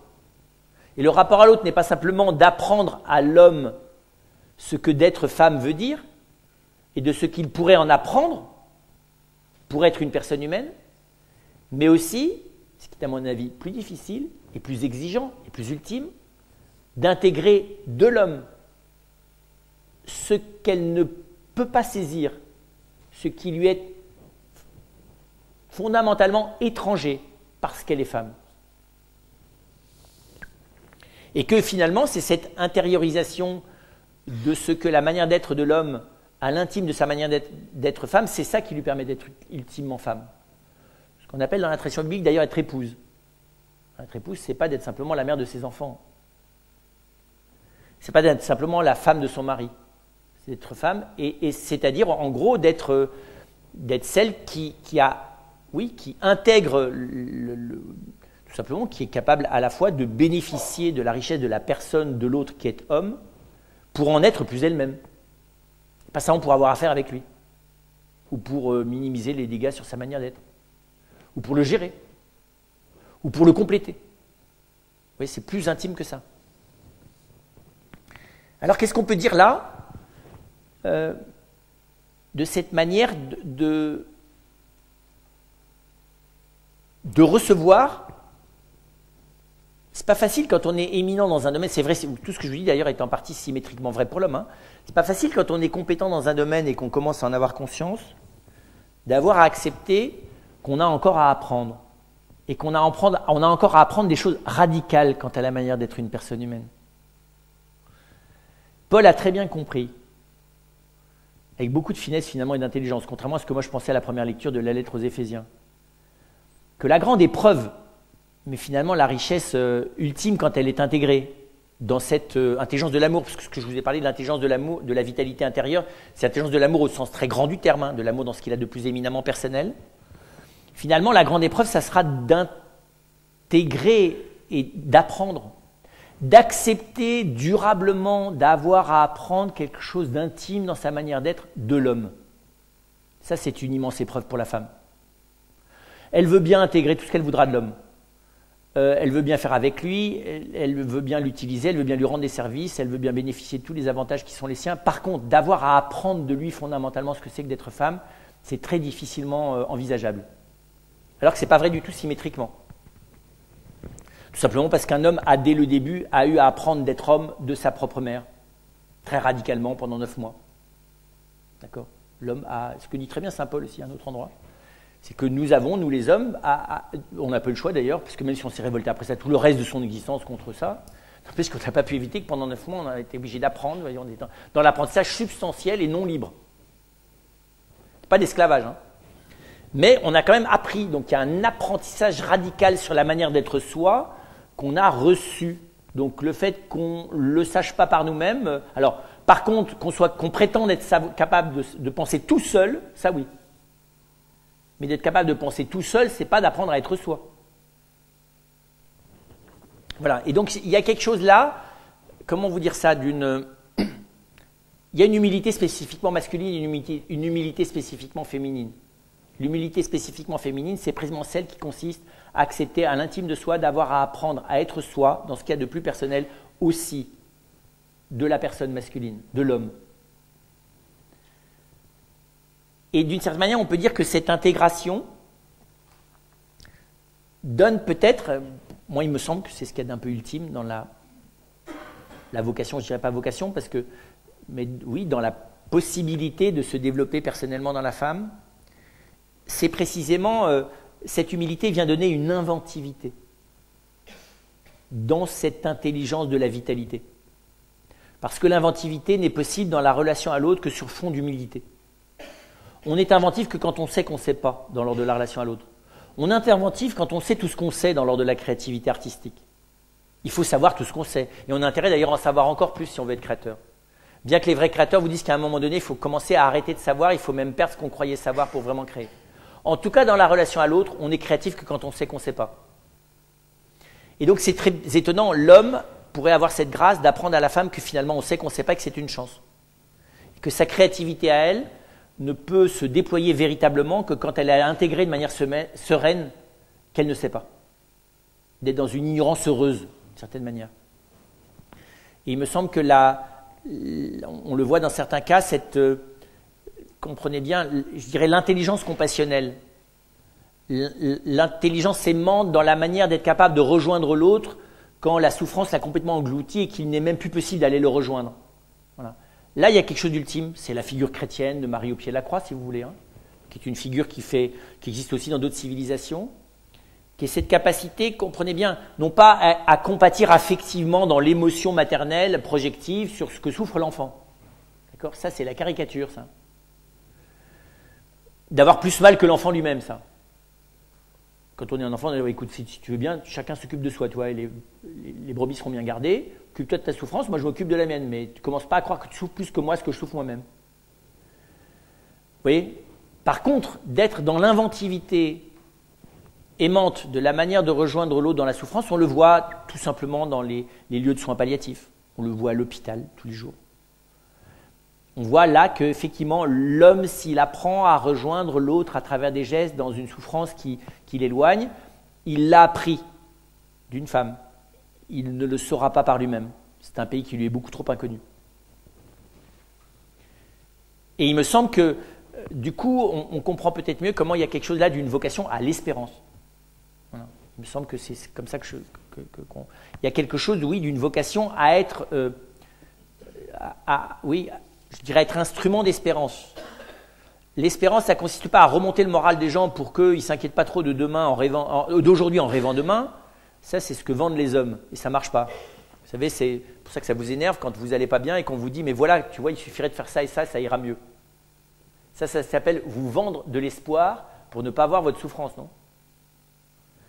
Et ce que vous attendez, ce n'est pas d'espoir, c'est de l'espérance. C'est-à-dire que vous attendrez que nous vous rejoignions dans votre difficulté et que nous y compatissions en ne prétendant pas en trouver des solutions. Nous avons beaucoup de mal à faire. Ça, ce que vous attendez, c'est qu'on soit un instrument d'espérance, que nous ne savons spontanément pas faire. Nous savons être des vendeurs d'espoir, c'est pas pareil. Or, l'espérance, c'est précisément être capable d'aller mettre dans l'aujourd'hui de la souffrance quelque chose encore d'une rencontre authentiquement humaine. Mais pour moi, il faut tout se devenir. de la maternité intériorisée, vous voyez, distillée pour devenir cette espèce d'intelligence vitale, d'avoir reçu de l'homme cette capacité, oui, cet apprentissage de l'ignorance sereine et de l'incapacité consentie, quoi, à comprendre ce qu'il faut faire, pour pouvoir être dans cette inventivité par laquelle vous rejoignez quelque chose de l'autre, là où personne ne peut le rejoindre dans l'isolement de la souffrance. Et du coup, d'aller, oui, implanter, continuer à permettre que l'espérance vienne permettre la vie de l'autre. Je vais vous donner ultimement, puis je voudrais laisser un peu de temps aux questions, ce témoignage, moi, qui pour moi représente ça. J'ai eu à accompagner quelqu'un dont la maman était en fin de vie, maman que j'avais rencontrée 1 ou 2 fois, et cette personne insistait pour que j'aille voir sa maman. Et bon, c'était compliqué dans l'ordre du temps, et puis un beau jour, elle me dit, mais je suis persuadé qu'elle vous attend. Bon, alors moi, vous savez, je suis un homme, donc je dis, bon, ça c'est un peu de la projection. Cette dame, elle ne m'avait pas beaucoup vu dans ma vie, ou dans la sienne, pour être plus précis, et donc, voilà. Bon, puis je fais quand même confiance. Et je me souviens très bien, j'arrive à la clinique, et le premier réflexe des infirmières et des aides-soignants, c'est de me dire, mais elle n'est pas du tout prête, elle est à peine, d'abord, non, de me dire d'abord, mais vous savez, elle est en agonie, elle n'est pas vraiment consciente, et j'ai juste répondu, oui, mais je crois qu'elle m'attend. Alors, elle m'a dit, mais oui, mais le problème, c'est que vous voyez, voilà, elle est encore en train de dormir ou d'émerger à peine, elle n'a pas fait sa toilette, on n'a pas fait sa toilette, voilà. J'ai dit, vous faites comme vous pensez. Et en l'espace de 20 minutes, tout était prêt. Vous voyez, j'ai été admirable, c'est que tout d'un coup, un type qui débarque comme ça, qui dit un truc, et instantanément, l'intelligence, et en 20 minutes, tout était prêt. Cette femme, effectivement, m'attendait. Elle a juste, je ne sais plus ce qu'on s'est dit, sans doute des choses essentielles, mais qui n'étaient pas dans les mots. Je l'ai bénie et elle est décédée dans la journée. Voilà. Et moi, ce qui m'a frappé, c'est la réactivité à dépasser complètement le protocole, la procédure. Alors, vous voyez, pour entrer dans quelque chose qui est de l'ordre de l'intelligence, de l'espérance à l'intérieur du désespéré. Voilà. Et je me suis dit, mais moi, vous voyez, après ça, en gros, c'est comme si elle m'avait pris la main, ces femmes, et qu'elle m'avait emmené en disant, mais oui, non, mais vous inquiétez pas, on a tout à fait compris. Elles m'ont dit, oui, on a compris. Je me demandais ce qu'elles avaient compris, mais vous voyez. Et elle me dit, on a compris. Et c'est là qu'effectivement, ça me revient maintenant, elles m'ont dit, on a compris. Et effectivement, je me suis dit, voilà, ça, un homme ne peut pas faire ça. On espère pouvoir un jour y arriver à l'école des femmes. Mais vous voyez, voilà, là, il y a quelque chose d'un génie qui, pour moi, fait apparaître quelque chose. Alors c'est très beau parce que ça commence par la corporéité et ça finit dans l'espérance au sein de la corporéité perdue. Vous voyez, je ne sais pas comment dire ça. Voilà. Pour moi, là, il y a quelque chose de très... Et je pense que ça, c'est difficilement déboulonnable. Que ce n'est pas uniquement de la construction imaginaire, que ce n'est pas de la culture, et que c'est vraiment de l'ordre au contraire, de la vitalité humaine dans ce qu'elle a de plus fin. À vous les questions. Bon, il faudra qu'on refasse la conférence sur l'homme parce qu'on n'était pas allé si loin maintenant.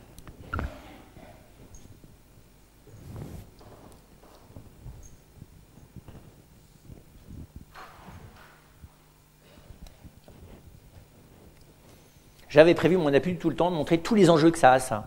Sur la vie sociale, sur la vie amicale, sur la vie conjugale, sur la vie familiale, sur la vie associative, sur la vie en entreprise.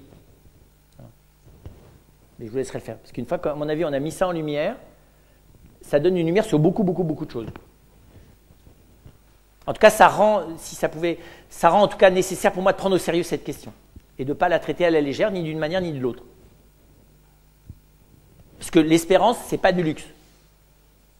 Et l'expérience jusqu'en dans la corporéité désespérée, ce n'est pas du luxe. Quand on est dans un monde qui a la spécialité de vous isoler dans un corps virtuel. Qui le fait à haute dose, là, en vous distribuant des petits écrans d'isolement.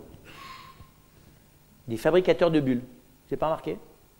Je n'ai pas commencé chez vous à Grenoble, mais là, à Paris, c'est impressionnant. En un an, là, désormais, le pourcentage de gens qui sont en interaction avec les écrans, bien avant de l'être éventuellement avec quelqu'un d'autre. Et l'effacement de la corporéité, c'est le corps collectif qui gémit de désespoir, en disant mais ça y est, on nous a supprimé l'accès à nous-mêmes et à l'autre, en pensant nous aider d'ailleurs à les rejoindre. Ils sont beaucoup mieux sur l'écran. Quand vous en avez marre, d'ailleurs, vous appuyez sur le bouton.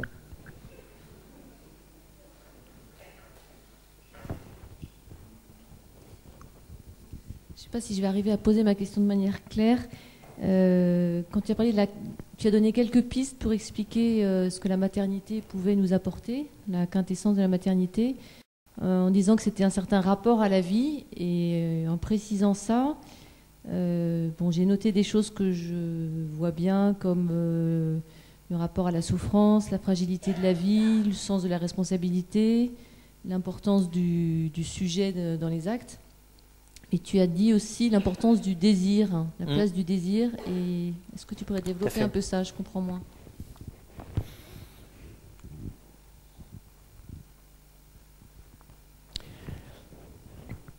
La première manifestation de la vie sur le plan affectif, c'est le désir. Dans notre vie, on appelle la vie végétative, il y a le vivant qui fonctionne, quoi. Vous voyez bien ça chez les arbres. Dans les fleurs, les plantes, les fruits, les légumes. On voit bien, il y a un élan vital. Mais on voit bien que chez l'animal, chez le mammifère, a fortiori chez l'homme, cet élan vital, il a un niveau supérieur, c'est le désir. Et donc je pense que la fréquentation de cette émergence biologique, vitale de l'enfant dans le sein maternel, rend la mère extrêmement proche de déjà l'émergence du désir. Parce que le désir, il est contemporain déjà de l'animal, mais a fortiori de l'humain. Le désir du bien, le désir de vivre, le désir de la présence, le désir de la nourriture, le désir du soin, voilà. Et on voit bien que cette expérience est un peu brutale, parce que chez l'enfant, c'est pas très dégrossi le désir. Donc il y a là une espèce d'expérience sur le fait que s'il n'y a plus de désir, c'est la mort, quoi. Et que donc, cultiver le désir, alors après ça, il faut le purifier, le désir, bien sûr. Mais il faut partir de lui, parce qu'il est le bien fondamental. Je pense que pour un cœur de femme, la situation de dépression nerveuse d'autrui, ou de soi d'ailleurs, est extrêmement affligeante. Parce que c'est pas simplement, chez l'homme, c'est pas ça, c'est l'inactivité, c'est l'impuissance. La puissance est terrassante pour l'homme. Mais la dépression, c'est la perte c'est la disparition du visible du désir. C'est comme un moteur qui tournerait au ralenti, qui se met en logique de sécurité, tu ne vois plus rien à la surface, quoi. Donc aller rechercher le désir en profondeur pour le réveiller, voilà. Donc je pense qu'il y a là quelque chose oui, une espèce de connaturalité. L'homme voit plus le désir de ceci, cela. L'objet du désir. Peut-être d'ailleurs parce que, oui, chez l'homme, la femme est un objet du désir plus que l'homme pour la femme, qui est plus celui dont elle attend qu'il vienne à sa rencontre dans son désir, ce qui n'est pas du tout pareil. Ce n'est pas du tout les mêmes logiques. Là aussi, sur le désir, on ne fonctionne pas pareil. Parce que le rapport, là aussi, fondamentalement au corps, à la vitalité, n'est pas le même, parce que la contribution à la vie n'est basiquement pas la même.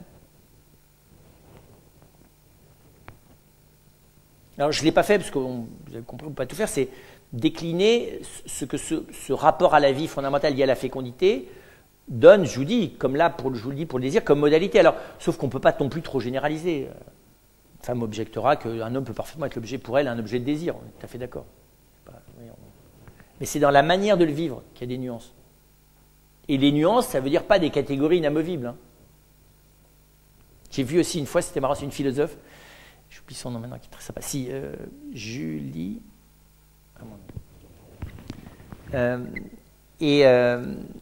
C'était très frappant de voir, elle me disait, mais mon mari est beaucoup plus féminin que moi. Je dis oui, mais est-ce qu'il l'a été en ne fréquentant que des hommes ou est-ce qu'il l'a appris des femmes? Je ne dis pas qu'un homme ne peut pas être plus féminin qu'une femme. Mais où l'a-t-il appris? Il l'a appris. Parce qu'il n'a pas pu aller le chercher à l'intérieur de sa corporité, parce qu'elle n'est pas féminine. Et là, derrière, elle m'a dit, parce que je lui ai dit, mais c'est qui sa maman? C'est qui il a des sœurs? Enfin, oui. Donc, moi, je ne sais plus quels éléments elle m'a donné, mais qui montraient bien qu'il avait appris ça.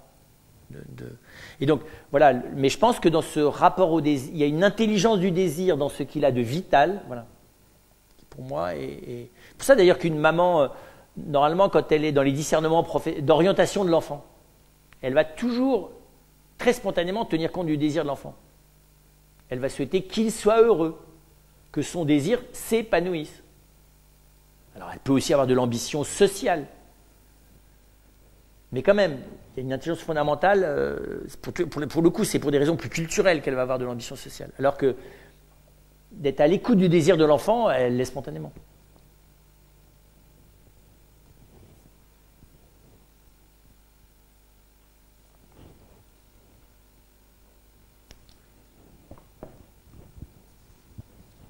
Moi, ça m'intéresse si vous pouviez développer ce que vous disiez sur l'espérance de la femme, notamment dans l'entreprise.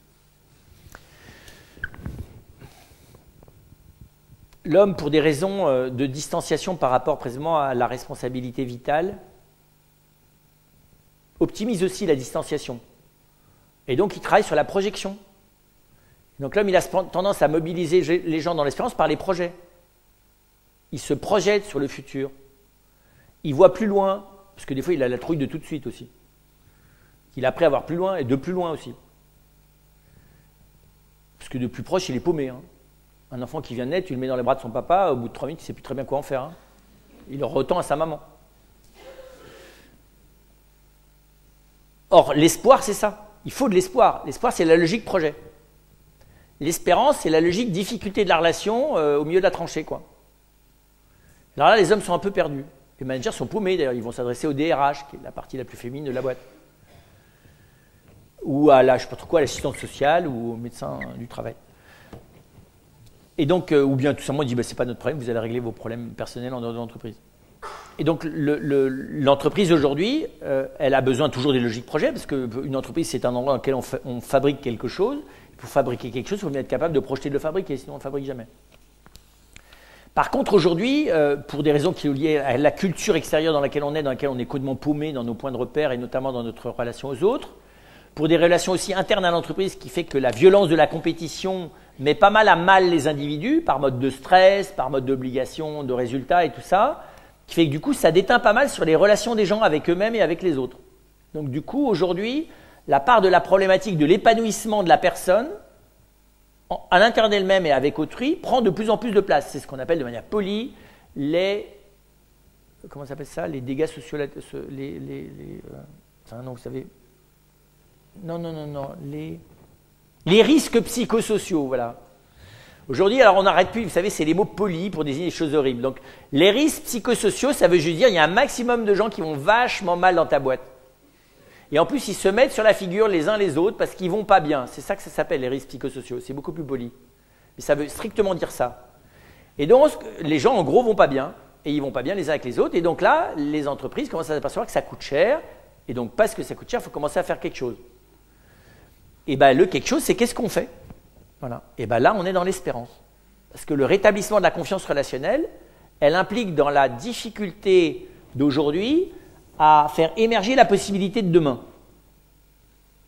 Donc, quand tu n'as plus confiance dans l'autre et que tu vis l'autre comme un mode de stress supplémentaire ou comme une contrainte supplémentaire, eh bien, il faut venir réimplémenter un rapport à la souffrance, à la difficulté et au conflit différent. En te donnant les éléments qui vont te montrer qu'on peut sortir du conflit, on peut dépasser la méfiance, on peut entrer dans un dialogue.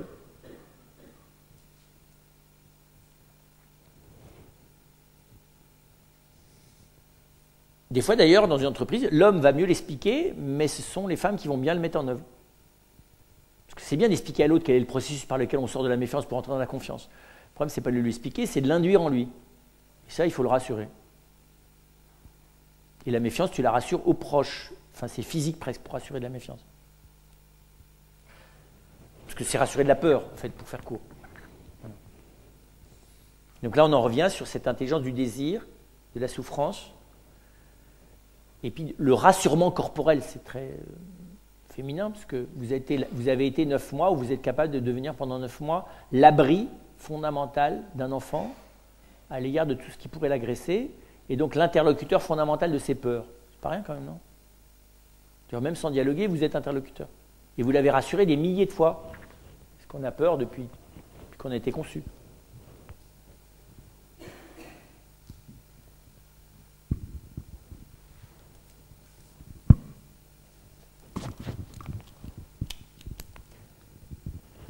Deux choses. La première chose où je ne suis pas sûre d'être d'accord avec vous, parce que je suis une femme, une mère et une vieille, une grand-mère,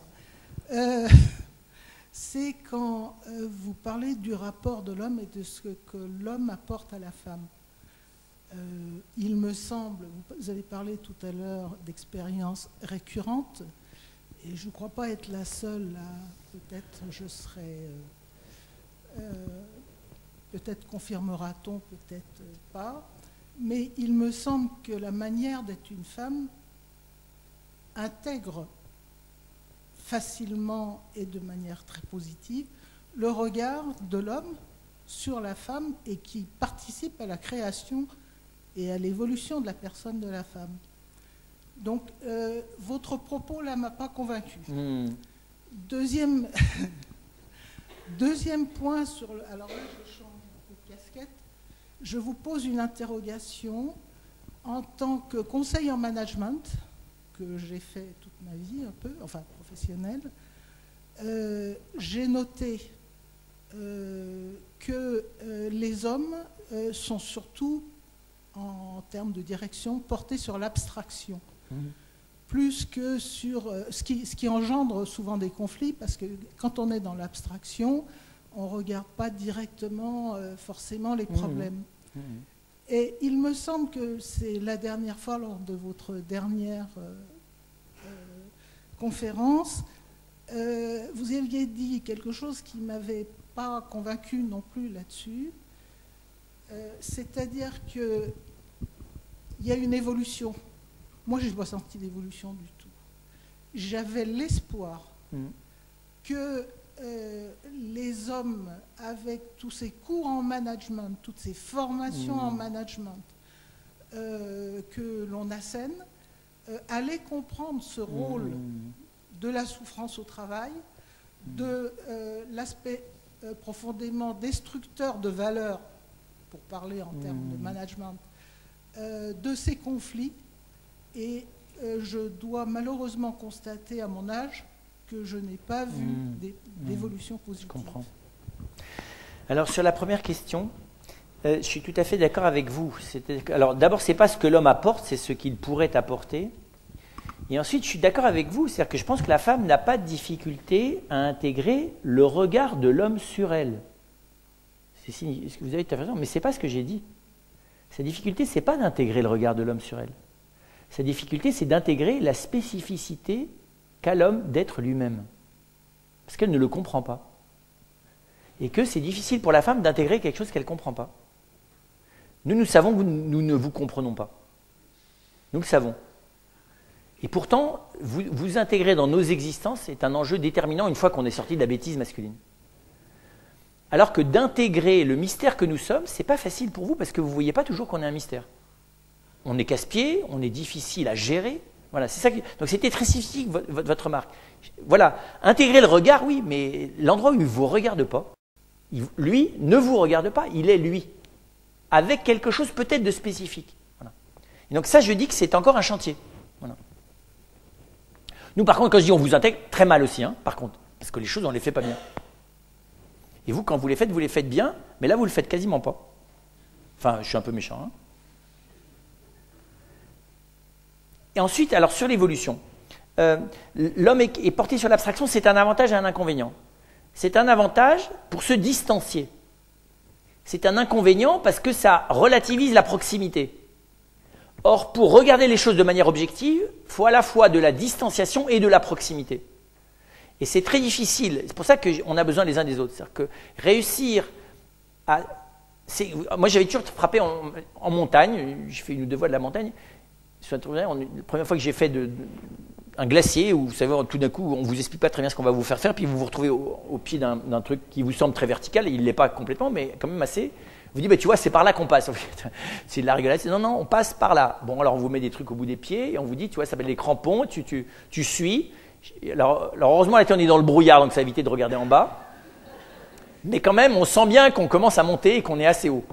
Alors, je me souviens très bien d'une remarque du frère, parce que c'était un frère qui m'emmenait. Heureusement que c'était un frère, sinon je n'aurais jamais fait confiance. Et il m'a dit, éloigne-toi de la paroi. Je dis, non, mais t'es fou, il m'éloigne de la paroi. Il m'éloigne de la paroi, je vais tomber. Il dit, non, tu vas voir, tu tiens beaucoup mieux en t'éloignant de la paroi, ce qui est strictement vrai. Tous ceux qui ont fait de la haute montagne savent très bien que plus on s'éloigne de la paroi, plus on est mieux accroché. Et j'avais beaucoup aimé cette image. C'est à la fois la distanciation et la proximité. Et il faut la distanciation, mais pas une distanciation qui décolle. Or, l'abstraction, si elle est enracinée dans l'expérience, provoque une distanciation qui me rapproche. Par contre, si j'abstrais sans expérience, je décolle. Mais si je proximise sans abstraction, je me colle. Et donc, et là je suis... Alors, globalement, il n'y a peut-être pas d'évolution. Il se trouve que moi, j'ai la chance de travailler avec des gens qui évoluent. Et il y en a quand même pas mal, parce que je travaille quand même avec pas mal de gens. Et je suis frappé de voir que, aujourd'hui, le souci réel de la souffrance des personnes au travail, le souci réel de s'apercevoir que ce n'est pas les grands plans, les grands projets à 40 ans, tout ça qui vont... Et moi, me semble quand même avec un pourcentage de dirigeants beaucoup plus important qu'il y a 20 ans. Alors, moi j'ai tendance à dire, dans l'entreprise, il y a 33%, enfin 30% des entreprises où on se contrefiche de la personne humaine. Alors aujourd'hui, ce n'est pas très tendance de l'afficher, mais quand même, en interne, tout le monde le sait. Il y a 30% des entreprises qui ont délibérément, qui se construisent autour du souci de la personne humaine. C'est beaucoup, 30%. Et il y en a 30% qui évoluent selon les moments stratégiques et les opportunités et les avantages qu'il peuvent y avoir. Mais des fois, parce que ça commence à coûter cher, ils se mettent à s'intéresser aux personnes. Alors que la première catégorie ne s'y intéresse pas, même quand ça coûte cher. Voilà. Puis vous en avez, il reste un petit pourcentage là-dedans, c'est les gens qui, ça dépend des moments, peuvent osciller sur les 3 positions. Mais c'est pour dire qu'il y a quand même un tiers des entreprises, alors c'est plutôt des PME, c'est pas des TPE, c'est des PME, petites et moyennes entreprises, ou alors c'est certains services dans les grandes entreprises, mais moi j'en croise de plus en plus. C'est pas ce dont on parle le plus, mais voilà. Et là on voit effectivement, pour le coup, une intelligence féminine de la relation se développer plus. Et moi je vois une coopération entre les hommes et les femmes, notamment au niveau des ressources humaines, qui est beaucoup plus intelligente qu'elle n'était il y a 30 ans. On n'est plus dans, comment on appelait ça, le responsable du personnel, non, ça va, non. Alors, ce n'est pas les mots des RH, mais, parce que ressources humaines, c'est peut-être malheureux, mais en gros, on a surtout des gens qui ont même laissé tomber leur méthodologie GRH, c'est-à-dire toutes les sciences humaines qui sont censées gérer tout ça, pour s'apercevoir que ça se fait dans le corps à corps. En gros, c'est les personnes dont il faut avoir l'intelligence, et ce qui est singulièrement l'entreprise dans laquelle on travaille. Et moi, voilà, alors j'ai peut-être de la chance, mais une partie importante de ceux avec qui je travaille sont là-dedans, et je vous dis, ils sont plus nombreux, beaucoup plus nombreux même, qu'il y a 30 ans. Par contre, je suis d'accord avec vous qu'à l'échelle mondiale, on n'est pas tout à fait dans cette évolution-là. Et dans un certain nombre d'entreprises, notamment celles qui sont avec des exigences de retour sur investissement avec pression d'actionnaires anonymes, qui elles sont, voilà, structurellement, elles sont en situation critique.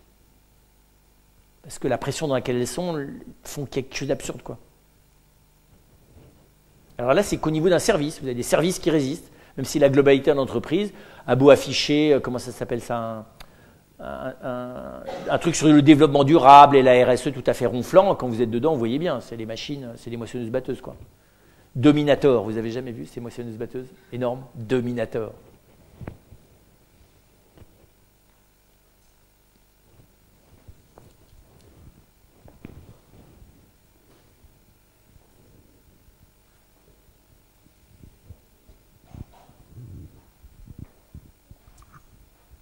Une question sur la place, enfin, quand vous parlez de la place de la femme par rapport à l'homme, moi je serais un petit peu plus bienveillante, enfin je serais plus bienveillante par rapport à l'homme.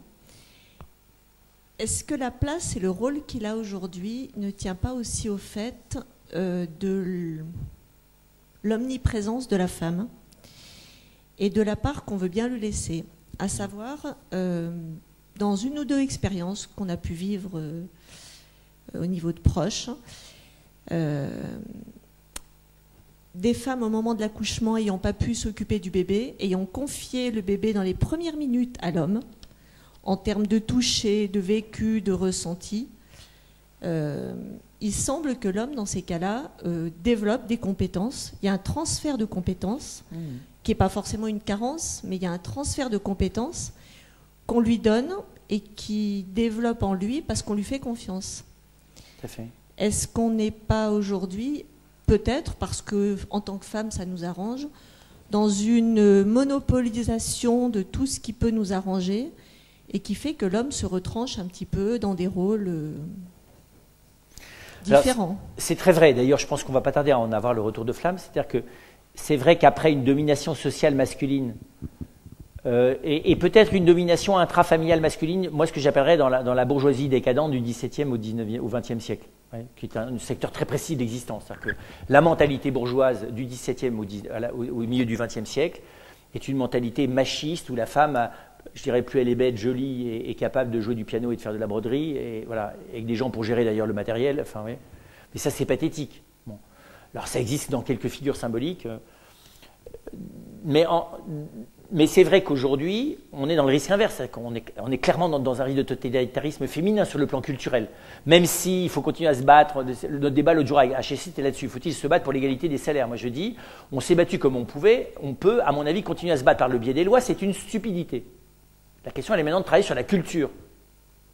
Et que si les hommes continuent à résister à la hausse des salaires des femmes à égalité des leurs, c'est parce qu'ils se sentent envahis et agressés. C'est des réflexes de défense, c'est plus des réflexes de domination, c'est pas vrai.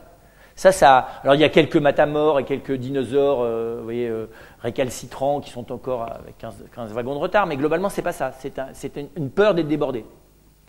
Et donc aujourd'hui la féminisation, pas haut de gamme d'ailleurs, outrancier de la société, c'est un vrai problème. C'est très bizarre d'ailleurs, la technologie est masculinisante, mais la communication est féminisante à l'excès. C'est très bizarre cette espèce de logique. La société de consommation est un parfait deal des deux. C'est-à-dire qu'on est dans la régression féminine et la régression masculine. On est dans la violence de la logique mécanique de la consommation et on est dans le narcissisme régressif d'une maman qui te demande si tu veux ta tétine à 40 ans, quoi. C'est ça la consommation. On vous demande tous les jours si tu veux ta tétine, si tu reveulles sein maternel encore une 40e fois avec le nouveau machin que tu vas t'acheter, le iPhone machin truc, ou la bagnole super truc, enfin bon voilà. On est vraiment dans le régressif, dans le complexe océanique à la puissance 10. Bon. Et donc c'est vrai, quand on travaille de près, le grand moment ça a été le fait qu'il y avait un mauvais équilibre et qu'il fallait en trouver un bon. Le mauvais équilibre, c'était que les femmes décidaient en interne et les hommes en externe. Et les femmes ont légitimement dit, nous on peut décider en externe. Sauf qu'elles n'ont pas internalisé la compétence masculine dans l'espace familial. D'accord ? Et le grand problème de la famille, c'est d'externaliser la compétence de l'homme. Toi tu gères, mais au dehors de ce qu'est l'espace vital. L'espace vital, c'est notre compétence, ce qui est vrai en plus. C'est votre compétence. Et donc on fait semblant de temps en temps de le convoquer sur une décision qu'on a déjà prise, vous voyez, alors on le laisse parler, et puis non, finalement il vient à la même décision que vous. Vous savez faire ça remarquablement bien. Mais soyons clairs, et donc il s'agit de réinternaliser le masculin au cœur de la famille. Ça, c'est pas une mince histoire. Et d'ailleurs, je pense qu'il lâchera un peu de son pouvoir au niveau politique et à tous les autres niveaux, au lieu de faire ça par biais de quotas ou par mode publicitaire. La question n'est pas de savoir s'il y a autant de femmes ministres que d'hommes ministres, la question c'est de savoir s'ils sont compétents. Et là, en l'occurrence, bonjour, voilà. On est dans le gouvernement le plus égalitaire, voilà. Il n'est pas que le plus égalitaire, il est le plus aussi autre chose. Non mais c'est vrai, il faut quand même avouer, c'est absurde à ce niveau-là. Si on était, vous voyez, sur des... Oui, s'il s'agissait d'un hôpital, je comprendrais qu'on cherche un véritable équilibre entre les deux, mais ce n'est pas du côté d'un gouvernement qui travaille énormément sur des abstractions et très peu sur l'empathie. Mais ça fait partie du... Voilà, Et donc, je pense que là, il y a un vrai défi, et je pense que c'est aux femmes à l'initier. Et j'en reviens à ce que je disais, donc, au fond, de savoir qu'il y a un problème, c'est que vous savez trop, il faut que vous appreniez à ne pas savoir. Et nous, on est bons pour ça. Parce que là où on est nul, c'est peut-être un atout. Y compris dans l'espace familial. Nous, on ne va pas savoir. Alors évidemment, vous êtes résigné à ce qu'on ne sache pas, et nous, on s'est résigné à ne pas savoir. C'est 2 fois nul. Mais vous ne savez pas non plus. Et le fait qu'on ne sache pas, ça pourrait vous aider de vous apercevoir que vous ne savez pas non plus. Mais vous savez moins, vous êtes moins ignorante. Donc le peu que vous savez, vous croyez que ça suffit pour savoir. Ce n'est pas vrai. Vous n'en savez rien, ce qui est bon pour cet enfant. Nous, on ne le sait pas du tout. Alors nous, on râle dans le pire des cas, en disant enfin dans le meilleur des cas, on râle en disant, ben oui, mais tu ne me consultes pas. Et dans le pire des cas, on est résigné. Voilà. Et donc je pense qu'il y a une réinternalisation de notre propre pauvreté masculine, qui est aussi une qualité quand elle est bien vécue. Je suis sérieux.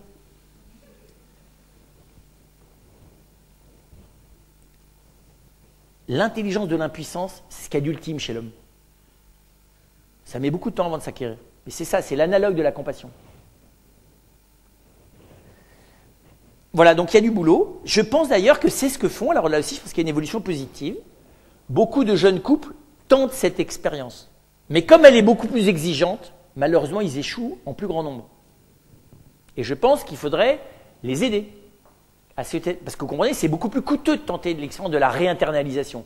Parce que du coup, la confrontation affective est beaucoup plus intense. Et on voit bien qu'il y a, en tout cas, je pense qu'on est au début d'une humilité obligée par laquelle on est en train de passer pour pouvoir se dire, ben voilà, il y a là une espèce de relation à sans cesse réinventer et on est au bon début, puisqu'on part du fait qu'on ne sait pas. Moi je dis c'est le grand atout d'aujourd'hui, c'est qu'on a épuisé, parce que je pense que la théorie de Judith Butler, elle continue à faire le long feu malheureusement dans le niveau médiatique, mais je pense qu'elle est déjà complètement dépassée sur le fond. Elle a joué son rôle un temps de caricatural, de réveilleur, vous voyez.